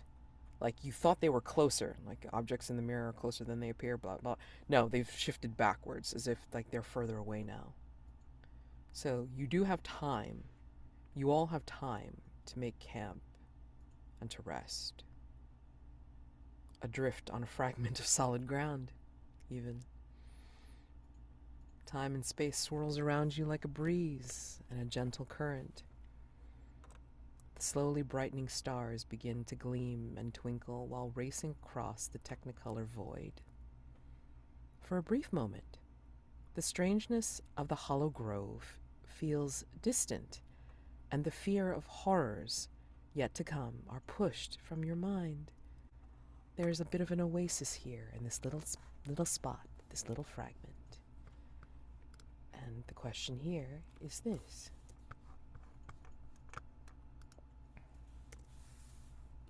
What memory bubbles to the surface, raw and charged, that pushes you forward towards infinity?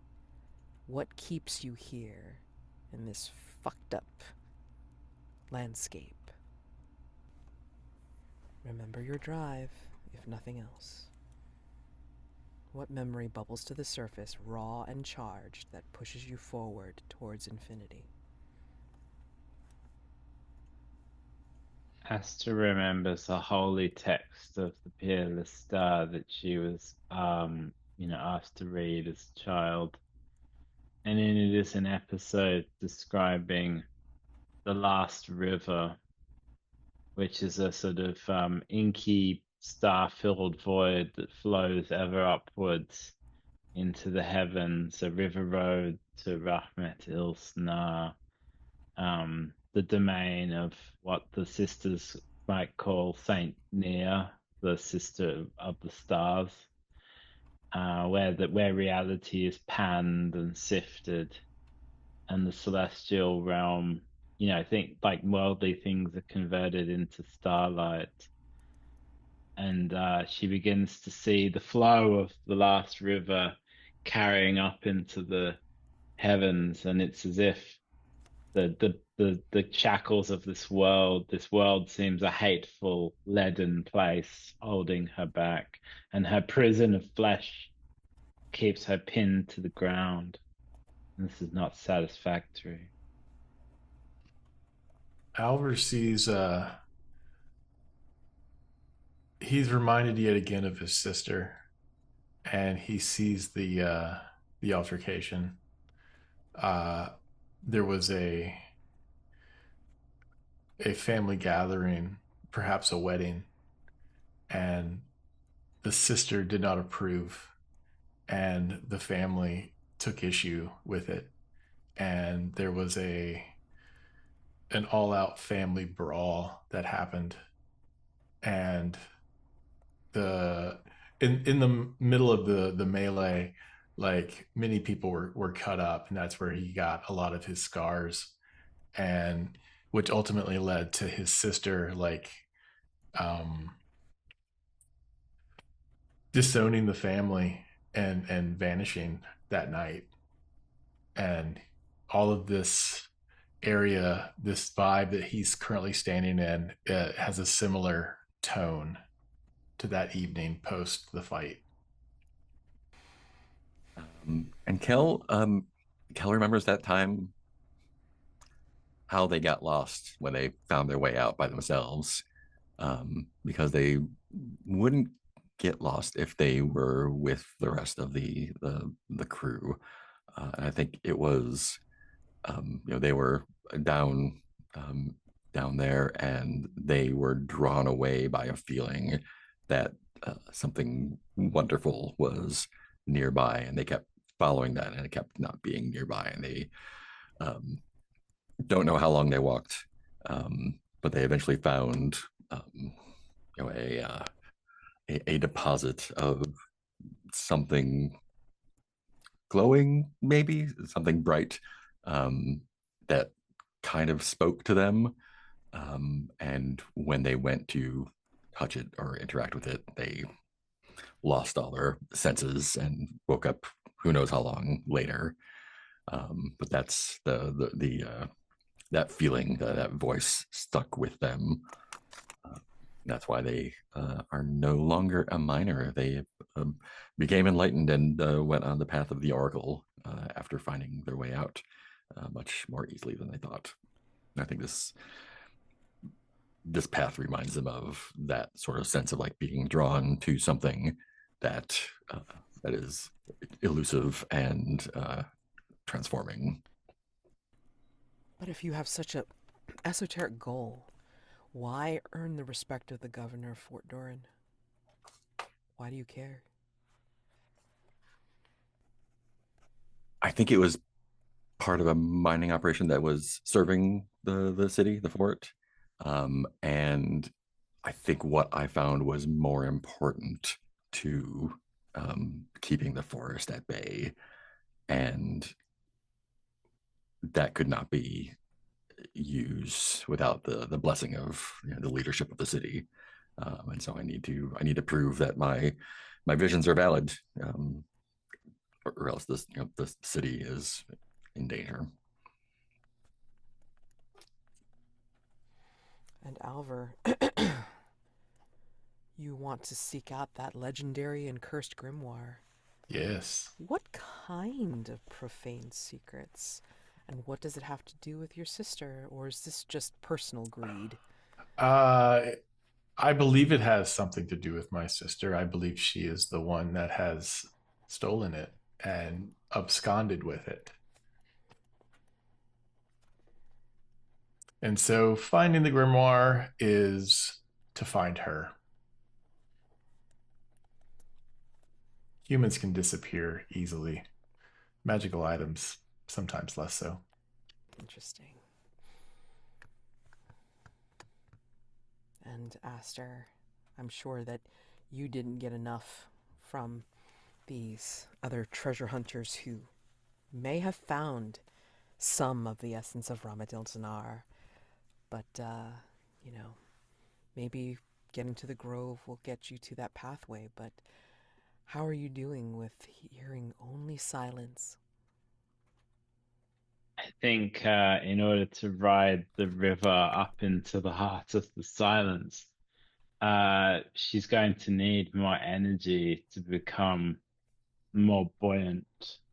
And the energy only comes from inner light of others. And so everyone needs to look up into the sky and gaze into the heart of the emptiness, and it will draw them up, and she can then use them as a catalyst to ascend. So I think I'm going to try and and it's one of those things why simply by drawing attention to the whole, the eye, that it becomes impossible to look away. So I think I'm going to try and get everyone to look, and it's a reduction roll. Okay. Okay, roll. One light die for Yeah, reduction. let's do it. Rolled a That's 4. in my current ruin, so they don't notice that. But I'm basically, I think what I'm doing is just pointing and saying, "Look, the sky gazes at us. Alva, Cal, put aside your earthly worries and look at that. Look at it. It's gazing down on us. It's a doorway. We must ford the river that flows up into the heavens. We must ascend." What's your goal here for them to do? I want them to look at the sky, and Hmm. once Hmm. they look at the sky, they'll never be able to unsee what's in the sky. Okay. Because it's like a kind of black hole of reality basically. Okay. And then I want everyone to float up into the sky with me, and as they dissolve into starlight, I will consume their essence and use it to float higher into the heavens, into the firmament, Oh to meet boy. my master Rahmedil's Nar, where I too shall consume the peerless star. Mm, mm, mm, mm, mm. So, like mechanically, let's see. How do we do this? Hmm. I mean, like if this was the between, I'd just basically say night move for everybody else, but that's not exactly how this works. Um, hmm. We want to put them in danger somehow. I feel like this is a kind of like a risk roll in itself. Is it a Um, is it a contest roll? oh, yeah, that's a good idea. So let's do a contest roll for this because what's the stakes? Let's see. We have to let's follow the happy sheet here. So for a contest roll, when treasure hunters act against each other, which is what Aster is doing for you two, they must agree on what's at stake. So what's at stake is that Aster wants to get something out of you two, to well, I mean, reducing her role has already happened. She's acting in service of the forest, or that's a definite chore. But Also, she's this, positive that they have knives and they mean to kill her, yes, because she saw it. yeah, Mm. right. So I mean, like she's acting on her hallucination, basically. Um, but yeah, what would you do though, physically to I'm them? ki- I'm kind of thinking this is like, there's that thing in Trophy where you run away into the forest, Yes, yes, yes, like yes. into the next ring. Mm-hmm. I kind of Right. want to run away into the next ring, which Okay. is basically somewhere. I think that I'd have to leave that up to you, Mads, because I don't know what's in the fourth ring. But basically, I kind of want to draw them along with me, but I don't entirely know what that entails. So, Yeah, so let me think a minute. So, and your betrayal goes unnoticed. It's like go. It's like a bad game of like, look up there. Um, God, how do we do this? Shoot. mm, perhaps I don't need to let's not be premature. Maybe for now I'm just like I want them to follow me on this journey. Let's defer that because it's boring to do it too soon. I think there's more, Well, and well, it's all. it seems like he's trying to get us to do this thing. We can decide whether or not we go to do it, and that will start to happen, and it would be a risk roll to get out of it. And that's true.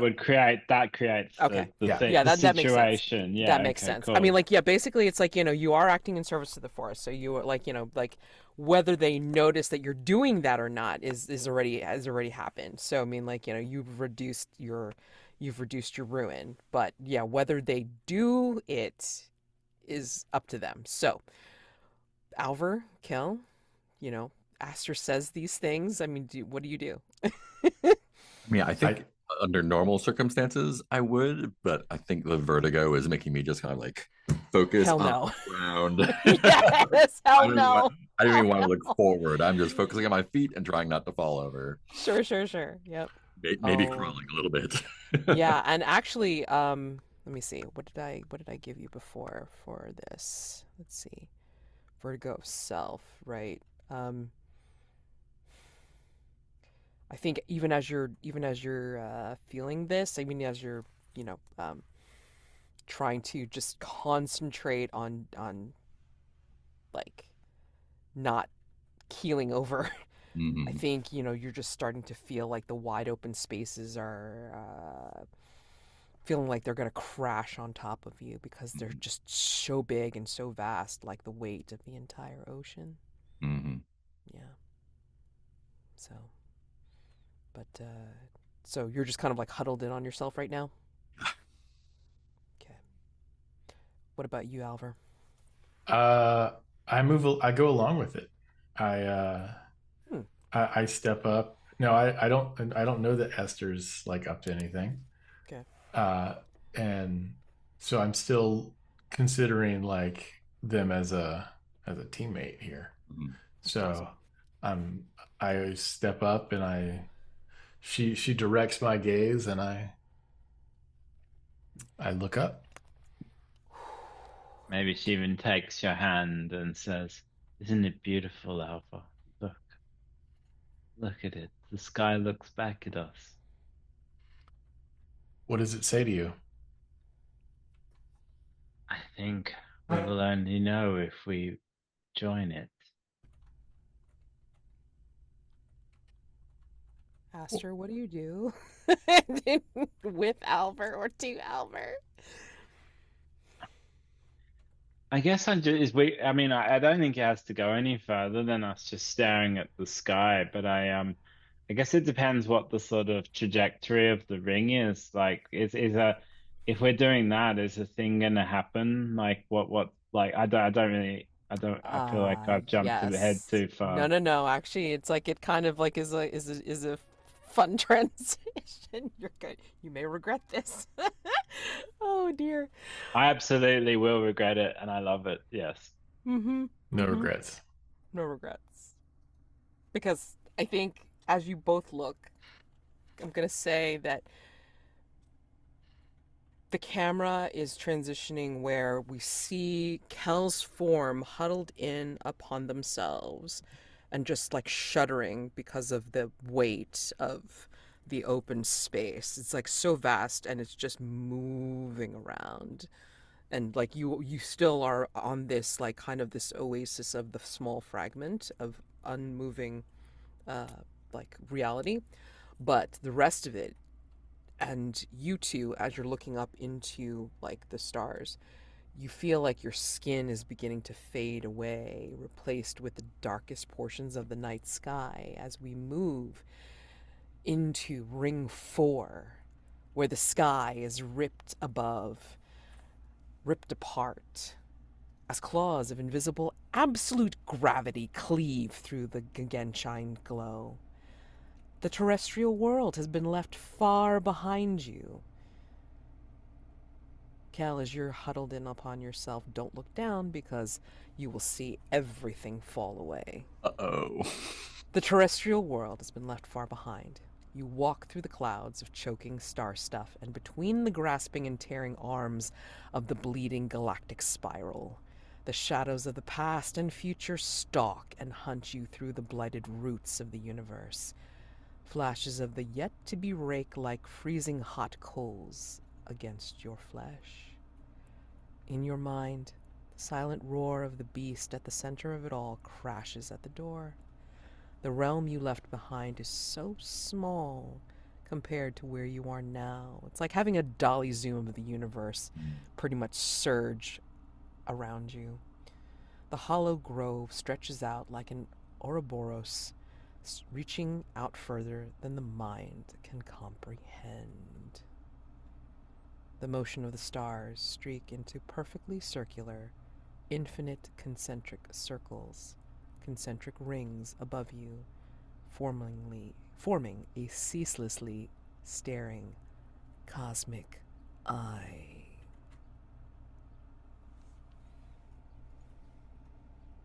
That ground falling away from me 100% triggers a ruin roll. Yup. But it's a 2, so I just close my eyes and hope for the best. Before you close your eyes, though, twisted and taunting reflections of every past mistake that you've made, and this is for everybody, writhe and dance at the darkened edges of your vision. Every desperate, flailing strike against them, you feel cutting through your own flesh.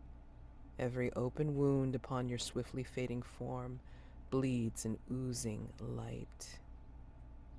What is the past mistake that shears at your skin that is slowly fading away and blending into the night sky? What is a strike against you that causes an open, oozing wound of light What do you remember? A mistake. A strike against you.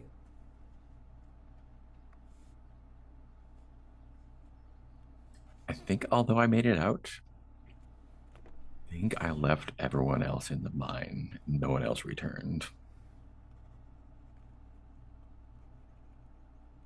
Whatever I encountered there basically saved me from the unknown fate that the others befell the others. I think I remember how I possibly instigated the fight that caused my sister to flee the family. Did it have to do with the grimoire? No, I do not think so. I will think on the root of that. Sure. Aster, your mistake? A strike against you? Aster was, in the Temple of the Peerless Star in Amberet, when a group of treasure hunters staged a raid on the temple, massacred the priest, killed the Starlight Serpent, and made away with the egg. And the whole time, she knew it was happening, but she hid. How did she know? It was her that unlocked the door and let them in. Why? Because they were heretics. They didn't deserve the love of the Peerless Star. Sound is Doppler shifted away from you. Your own cries sound so very distant. A dark pool of floating mass shows your reflection. It speaks of the future and the past, and you feel caught in its pull. You cannot face the reflection. You only see its back as if you are staring at yourself from behind. What promises do you tell yourself? What echoes of the yet-to-be are revealed to you? What terrible deeds must you do to ensure these moments come to pass?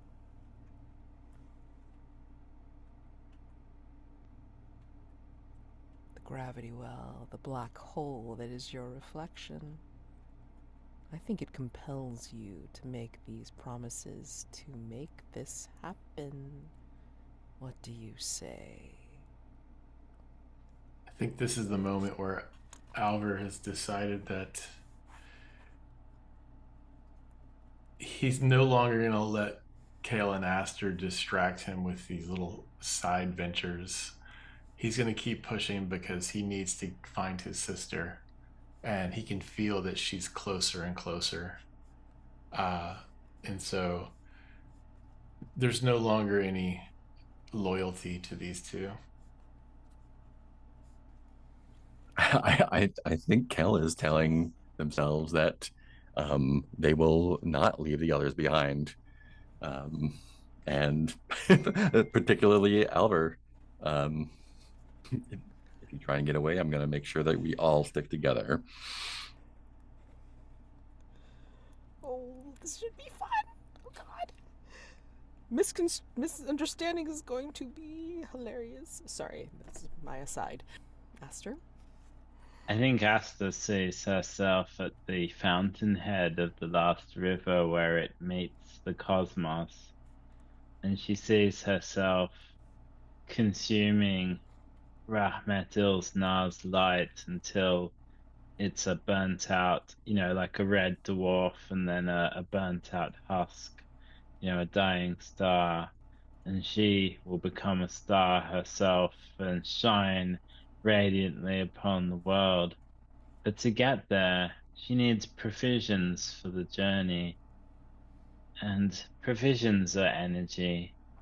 And a ready source of energy is the life force of other people. Well, a rippling slice of reality hangs above like an over-ripened fruit, just outside your reach. You could hold the reflection of your past mistakes in your hand, knowing the power to change them forever lies only just ahead. This is everything you have ever wanted. You know in your fading bones that your companions will never let you have it.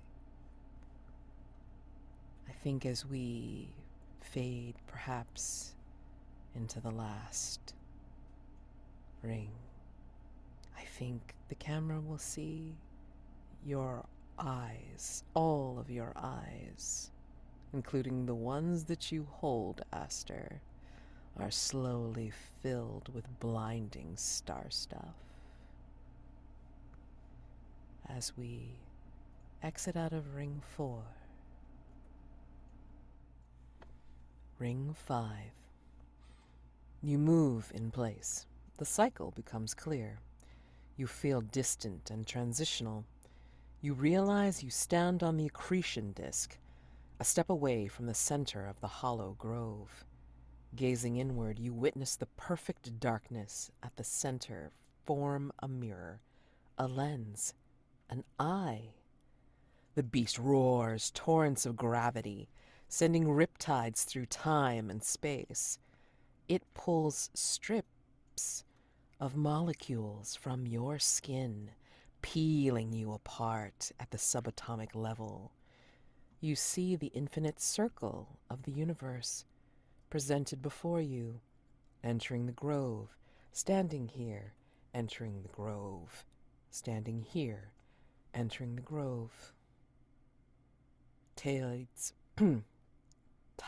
of infinity ripple out from the mouth of the beast. You are given glimpses into perfect truth outside of the linearity of your past perceptions. Breaking through the ring, you see it. The ragged center of the universe, the ceaseless maw, teeth that reach out and devour the stars. The beast awaits what lies within. You look upon this beautiful and awful truth, and your whole path is laid before you in infinite repeating motion. Through the eyes of the beast, the eyes that could be yours, you witness it all. You can become the beast, fulfilling the promise you whispered to yourself so long ago, the promise that truly brought you here, to the hollow grove. Only one may take the power and place of the beast. Will it be you? I think it's all suddenly become clear to Aster that the way to consume Rahmet Il's Nar is to become a force so great and so hungry that any star can be consumed. Not to become a star, but to become a thing that eats stars. And then, with the stars within you, you become the greatest power in the cosmos. And she's hungry for that kind of power. Looking upon this truth, what does Alver think? Alver is convinced he's come to the right place. That this must be the way. So much so that he doesn't even consider his friends here. He just starts moving towards this opening. Steadfast, paceful walk. Not running, not going slow, determined. I think Kel has realized for a while probably that this is a lot more than they bargained for coming in here. I think they're going to do their best to just stick close to Alver and maybe see what lies ahead of them in case it is dangerous. Okay. Which it is. I think all of you in this strange, encompassing place, like where things exist in planes that are layered but also within each other and spherical. You still feel a gut-wrenching pull towards the center, towards the inside of the ring. The path behind you is the same as the path ahead, and you dance at the edge of this mirror, which is reflected on all sides. But only one may take this power. So, what do you do? I feel like Alver would, or at least I should make a ruin roll when he first sees this to like kind of assess this whole situation and be okay with his thoughts that this is where he's supposed to be. Yeah. I think this is so overwhelmingly strong Yeah. between the gravity well as the strangeness of the vastness of this place that you all need to make a ruin roll, please. And is it equal to or above, or is it just above? Just above. Okay, great. So I'm right on the edge of kind of cracking it a little bit, but You are dancing at the edge of the mirror. yes. So I'm resilient in this regard. Mm-hmm. I got myself a 2. I think I'm so focused on Alver that I'm not recognizing the peril to myself. Yeah. Aster? Ah, okay. And you're fine too? Yeah. Fine! God. I think Aster's her magic is starting to soak up the energies of this place. And she's become like inverted. Like instead of white hair, she's got like her skin is a perfect black, her hair is black, her eyes are white. Or like, like she's become completely inverted and you can see her sort of, like black skin and what, teeth. And she just, you hear this kind of distorted, Alver, Cal, we're almost there. You want to become one with me, don't you? God! Amazing. You are at the center of infinity, and that power is within your grasp. All you need to do is take it. There can be only one center, though. If you can break free from the restraints of reality's petty cycle, it may be you. Will it be you? So, I ask you, this could be a very good time for a 3-way contest roll. And then we will see what the outcome is. So, yeah. Stakes are, I think we can establish that only one can be the center, and the others could be consigned possibly to oblivion or the void, whichever. And if you do happen to survive, it's by a very thin margin, and you will be forever changed. So I think we can all agree on that. So when you act against each other, you must agree on what's at stake, and I think that's pretty much laid out. So we do this thing. Yay, contest roll. Each competing player, take a light die if you have a skill or equipment that makes the contest easier. And again, you pull from your occupation or background for whatever skill applies. And I think you all have whatever you want to use. Okay.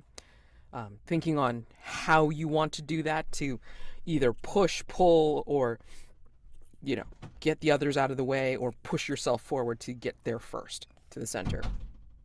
To be the beast, to consume the beast, to do whatever you need to do to become that center. and then you're going to take 1 light die for each mark of ruin that you currently have. So you're all equal, so you essentially all will be rolling with 5 light die. Okay? Now, you take a dark die if the contest roll is inherently deadly or dangerous. Hell yeah! So that's at least 1. And then you decide how many dark die you would like to use. And I have seen the trophy dice roller handle up to 200. Please don't do that. I hate counting that shit. So, be reasonable so we can at least see it. And, yeah, pick out how much you want to roll against your fellow players. But just remember that any dark die that comes up 1 will be another point of ruin against you. Yeah, and you're all at 4 right now. So, think on it. So I will be using escaping. Okay. Cool. And I'm escaping their grasp and escaping this world into this space. Nice. Okay. And I'll be using navigation and astrology to find the sustenance that I need to pass through the gates and become a creature capable of consuming Rahmet Ilsnar. Okay, great. I'm using interpretation as an oracle to see what is destined to come to pass. And Nice. Okay, so that's 5 light die for each of you. All right. So decide what you want to load into the trophy dice roller for your dark die. You don't have to tell me what the hell you're rolling, but load it up. Don't roll yet. I'm ready. Roll. All right. 3, 2, 1. Hold on. Don't do it yet. Sorry. I was like, I want to be able to see it. Okay. Got it. Go ahead. I fired too soon. It's fine. I know.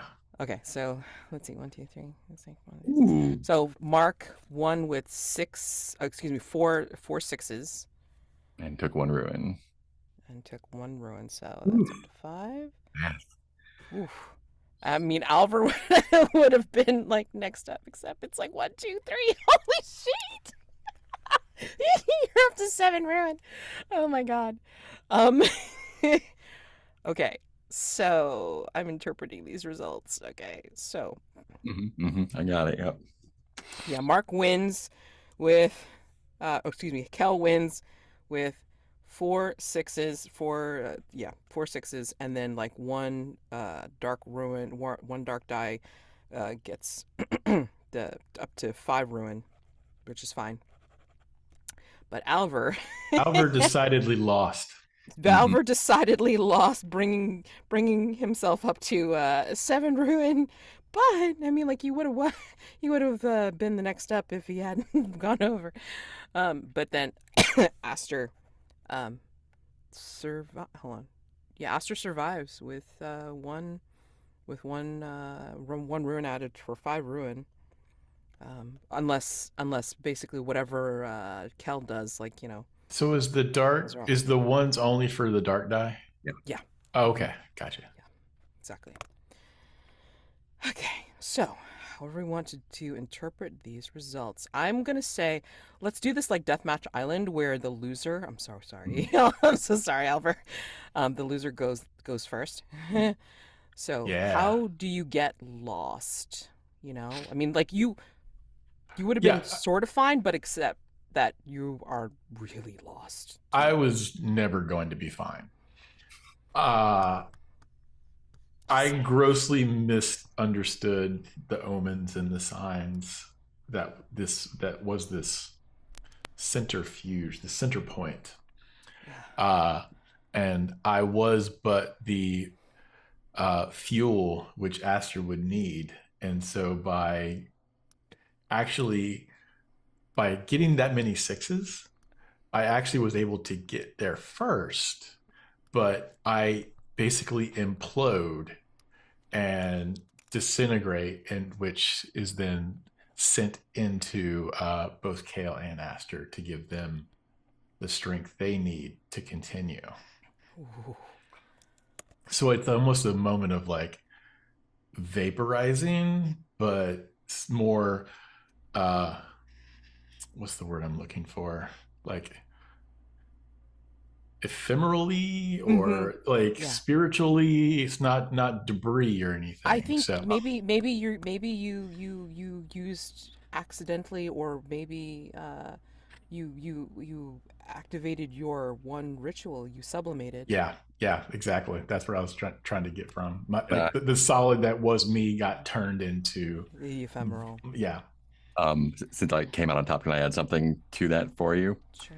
I think it's not just you. I think you ephemeralized, like you were taken into it and ephemeralized the whole thing, and the disc, the maw, the eye, whatever it is, you just Ooh. go away. Oh my gosh. And then, yeah, how does Aster interpret like losing to Kel?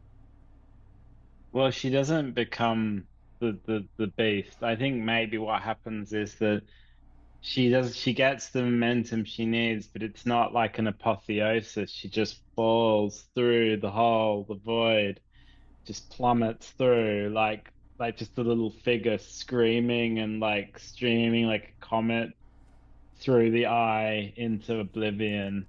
And like she's still alive, but basically it's like she's like gone through the event horizon, and it's not what she wanted.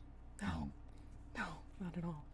But then you, Kel, you are you saw Alver pretty much like sublimate in front of you. It's Mhm. you were trying to stick with them and trying to help them, but I think it was too much. Or Yeah, I think that's what I saw. Like I saw the thing that was going to happen, and I did not take the last step with them. no, As Aster fell through it, yeah, Alver made the whole thing go. yeah. And I think like when that happens, like in an instant, as it just evaporates, I'm back in the woods with like just as I started. No godlike cosmic power, no companions, but I think that threat has been at least satisfied for the But I moment. think, but I think you feel something in your hand. Oh, yeah, and in my head. Well, right, but I mean, I think you feel something in your hand as you get up Mm, from where you are, and when you look, you realize you're holding a little replica of the hollow grove in the palm of your hand, mm, and you stare down at yourself, staring up at yourself. nice. And where does Aster end up after basically screaming down to Earth as a comet? Oh, I know. She wakes up on the shore of the last river, and basically there's this sort of woman sitting by the river in this kind of black robe, sifting the water and pulling out lots of figurines.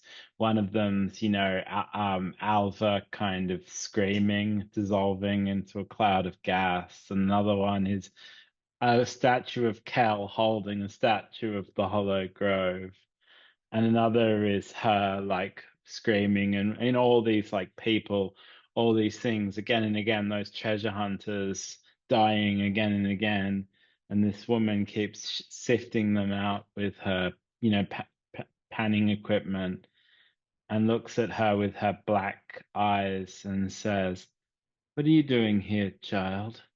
She says, is this where Metil's Na lives?" And she laughs this cruel laugh and says, "There is no Rahmet Ilsnar, child. Rahmet Ilsnar is just a star. There's only me." And she looks back, like taken aback, and says, Who are you?" And she says, "Some call me Nia." But then she looks into her eyes, and her eyes are the holes at the middle of the beast, and says, "But I call myself the sifter of reality, and it's time for you to be sifted, child." And I'll leave it at that. Sorry. So I don't know if that is your just your ending or if that's your epilogue, but I mean, like, this is a good time for epilogues. So Yeah, epilogue. that's epilogue enough. Okay. Well, epilogues are like, of course, any point in time after this, uh, to describe like what your character, if they survived, like what they're doing in the future, distant or near, and if you did not survive, like, how the world is going on after your passing, or where you think your spirit is after this. So, whatever you want to narrate for an epilogue. think we have a scene where we see a plain looking cottage out in the middle of some wood somewhere, nowhere near where we just were. And that's where Alver's sister lives. And she's sitting there and she's got the grimoire out, and we see her laughing as she closes the book. And right before she closes the book, we see a little diagram that looks exactly like a sketch of this cosmic disc mirror thing.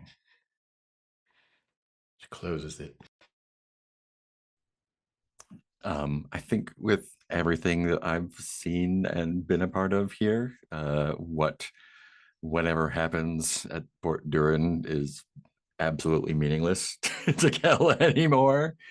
Um, I think I become like one of the guys who like leads other people into the forest now. There's always one that returns. Mm. Yeah. I mean, how else are you going to reduce the ruin of the scoundrels' quarter, right? Someone's got Exactly. to feed the fire. Exactly. Love that, love that. Oh my god, amazing. Oh, thank you so much. And that is the end of the Hollow Grove. Thank you so much, guys.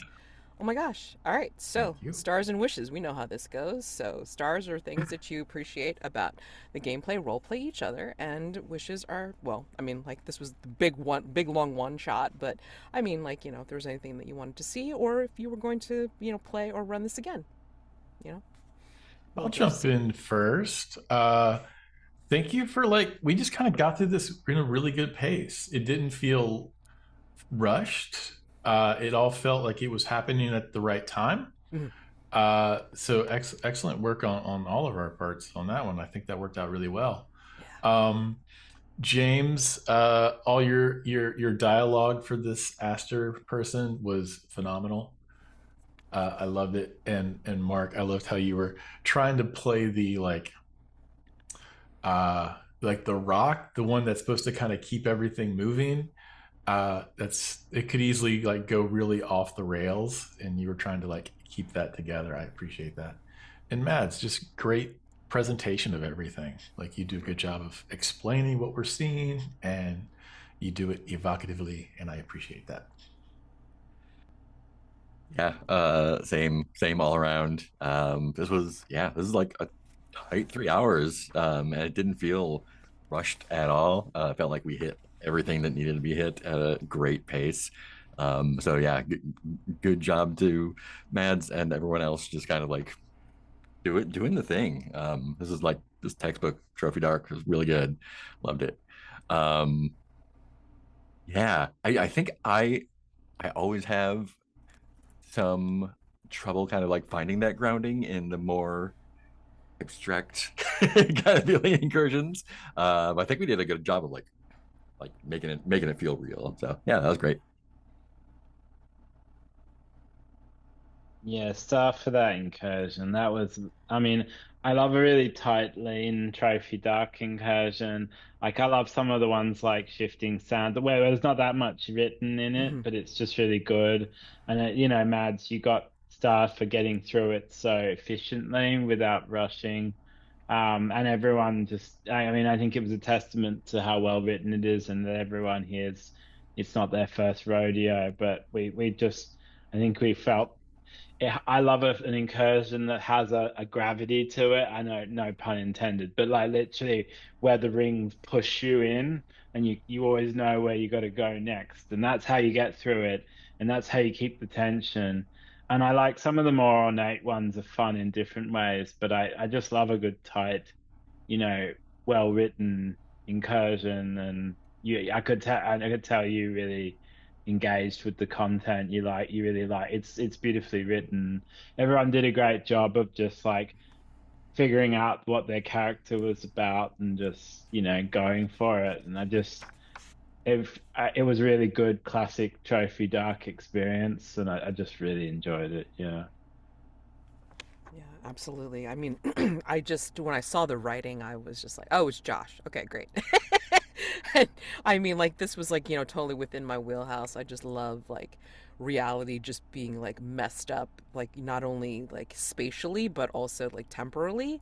So it had a lot of shit going for that, and like also cosmically like twisted and spirally and just like, in on itself, and it was beautifully written again, as you all said, and this is like incredibly tight. A lot of the stuff that I was saying was like pretty much straight from it, and this is how I'm gonna try to write, like, all my other stuff, and then also try to expand my current incursion, to like include some of the things that I didn't include for as it a one shot, but like to try to expand it into more of a two shot kind of format.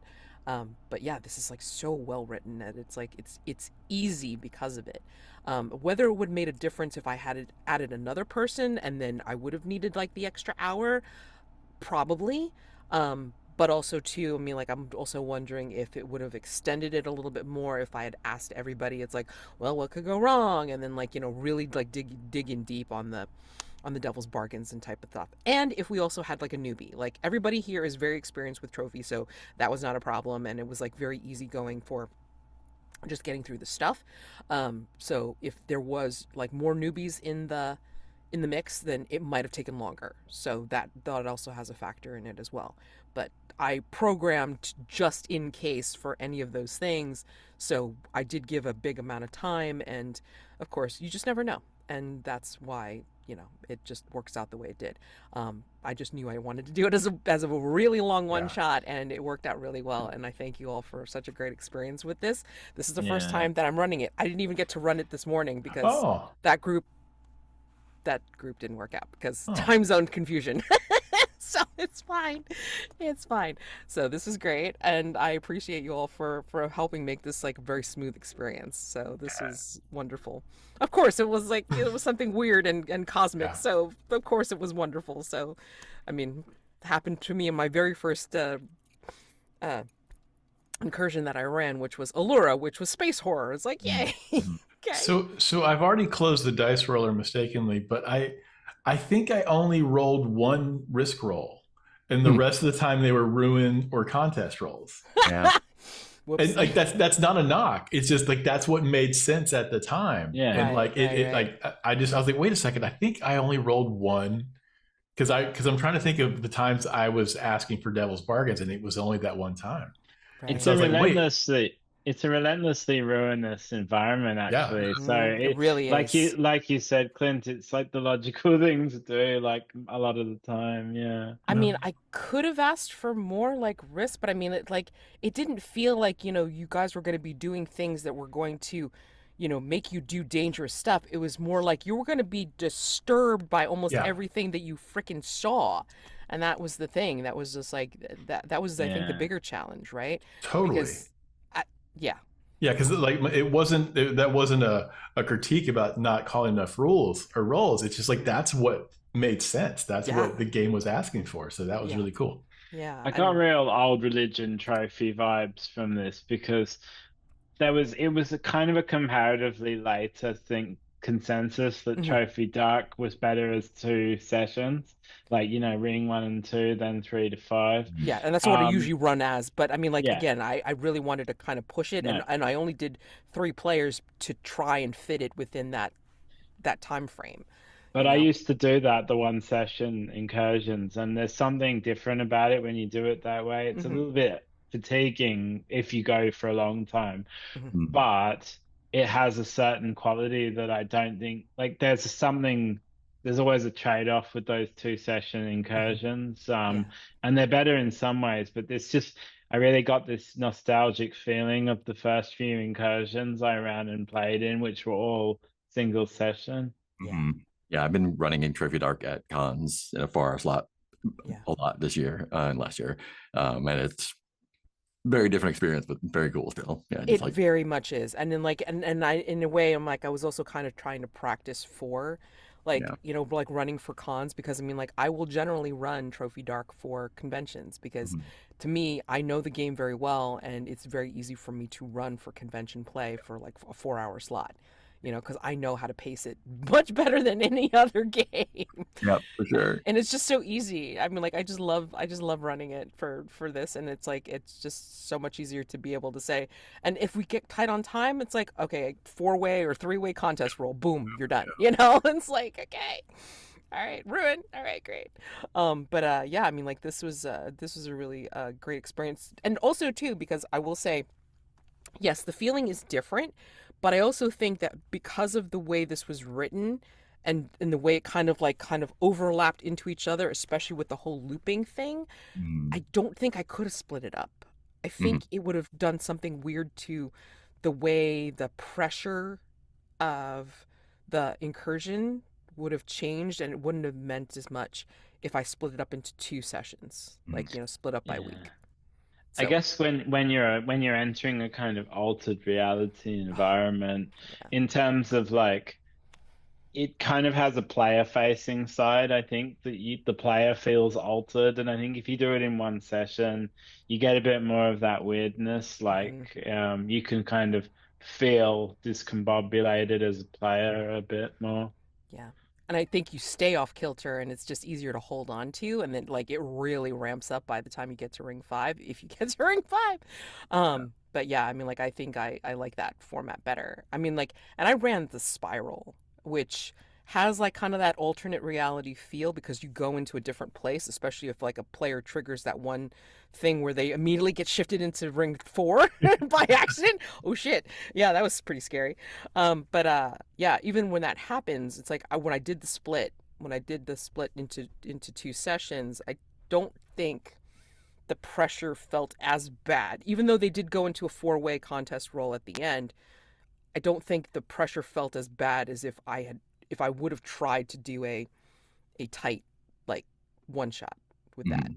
So I mean, again, the feel is different, right? I mean, but I felt like I had to split it up into a 2 shot because it was 4 people.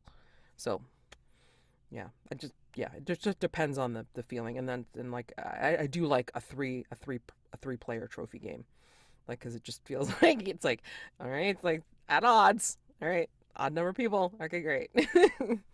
So no, this was great, guys. Thank you so much. This was Yeah. very very smooth, but very very tension filled and just like off kilter for everybody, but it just felt like a really great thing to present, and I hope you had A re- fun. It was a real good palate cleanser for what felt like a very long week. So Mhm. Good. I'm Yeah. glad. Yeah.